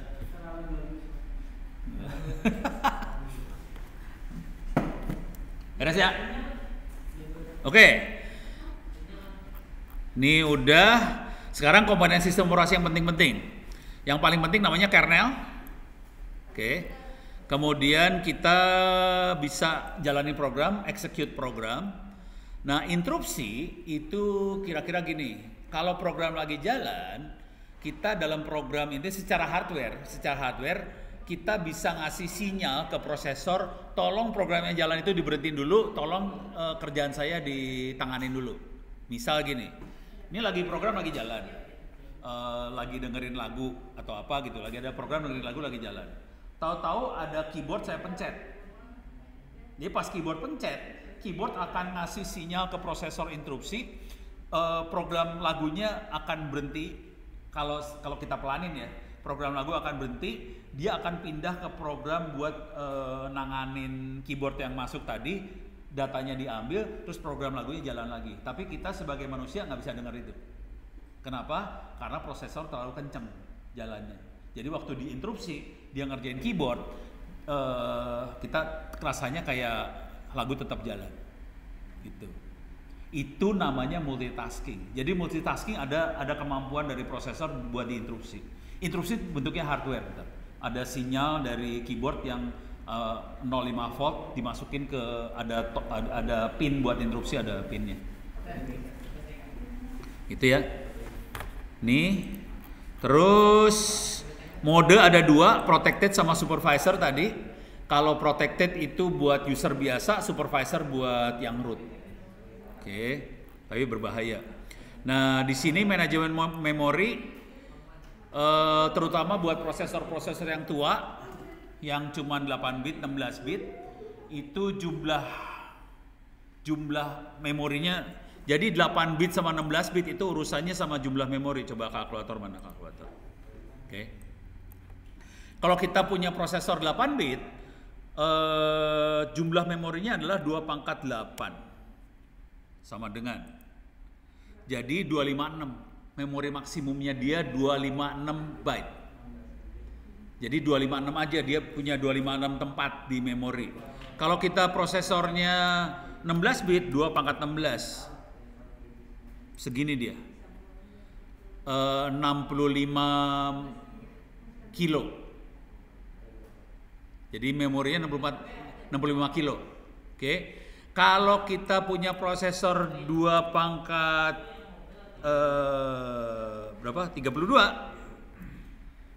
ini langsung memorinya 4 ya, 4 giga. 4 giga ini kan giga kan, kilo, mega, giga, 4 giga memorinya. Jadi makanya harddisk kalau prosesornya, makanya harddisk rata-rata stopnya di sekitar 3 giga ya, 3 gigaan, 4 giga, soalnya prosesornya 32 bit. Kalau kita punya memori yang lebih besar, jadi caranya gini, kita punya prosesor 32 bit, tapi kita memorinya 64 bit, padahal dia cuma bisa 4 giga doang. Kita taruh memorinya 32 bit, padahal dia cuma bisa ngadresin 4 giga. Kita kasih 32, yang lain nggak kepake dong. Oke, caranya adalah dia pakai yang namanya page, halaman. Oke, ini halaman 1, halaman 2, halaman 3. Jadi 4 giga, 4 giga, 4 giga, 4 giga, 4 giga, beberapa halaman. Jadi waktu kita main, kita harus ngasih tahu ini halaman keberapa, halaman keberapa, halaman keberapa. Jadi ada kayak gituan, ada teknik paging gitu ya, buat halaman. Cuman sekarang memori udah parah banget sekarang. Jadi 2/64. Udah segini memorinya, udah nggak ada batasnya, udah bablas. Karena semua address kita udah 64 bit sekarang. Jadi di dalam prosesor ada address bit, itu buat ngadresin memori sama harddisk segala macam. Sekarang udah gede banget sih. Tuh, beres ya? Itu memori. Nih, memori manajemen. Terus ada memori virtual. Oke. Memori virtual adalah harddisk yang kita, kan memori zaman dulu terbatas ya. Jadi kalau kita memorinya terbatas, kita pakai harddisk sebagai memori. Itu namanya memori virtual. Kalau sekarang, kalau kita lihat sistem operasi Linux, ini namanya swap. Kira-kira gitu. Multitasking kita udah lihat tadi. Udah lihat maksudnya gimana. Ini ada kemampuan akses disk. Ini semua urusannya urusan prosesor ya. Jadi prosesor punya kemampuan apa aja nih tadi. Oke, ada interupsi, ada eksekusi kernel, punya kemampuan multitasking, ada akses ke disk file system, terus ada akses jaringan, device driver itu sistem operasi. Nanti kita butuh device driver buat ngomong ke masing-masing peripheral. Jadi dia punya driver untuk hard disk, driver buat network, driver buat keyboard, driver buat layar, driver buat apa. Jadi sistem operasi hidupnya lebih enteng. kalau ada keyboard baru, ada jenis webcam baru, pasang drivernya dia langsung ngomong. Tanpa perlu sistem operasi kita siapin dulu. Jadi dengan driver ini dia langsung bisa ngomong aja sistem operasinya. Satu lagi networking, security. Oke, user interface bisa berbentuk command line. User interface ada dua, ada yang command line, ada yang grafik, kira-kira gitu. Kalau server makanya grafik atau command line? Command line ya. Kenapa pakai command line? Kenapa nggak grafik server? Nggak tahu. Kira-kira butuh memori lebih banyak siapa?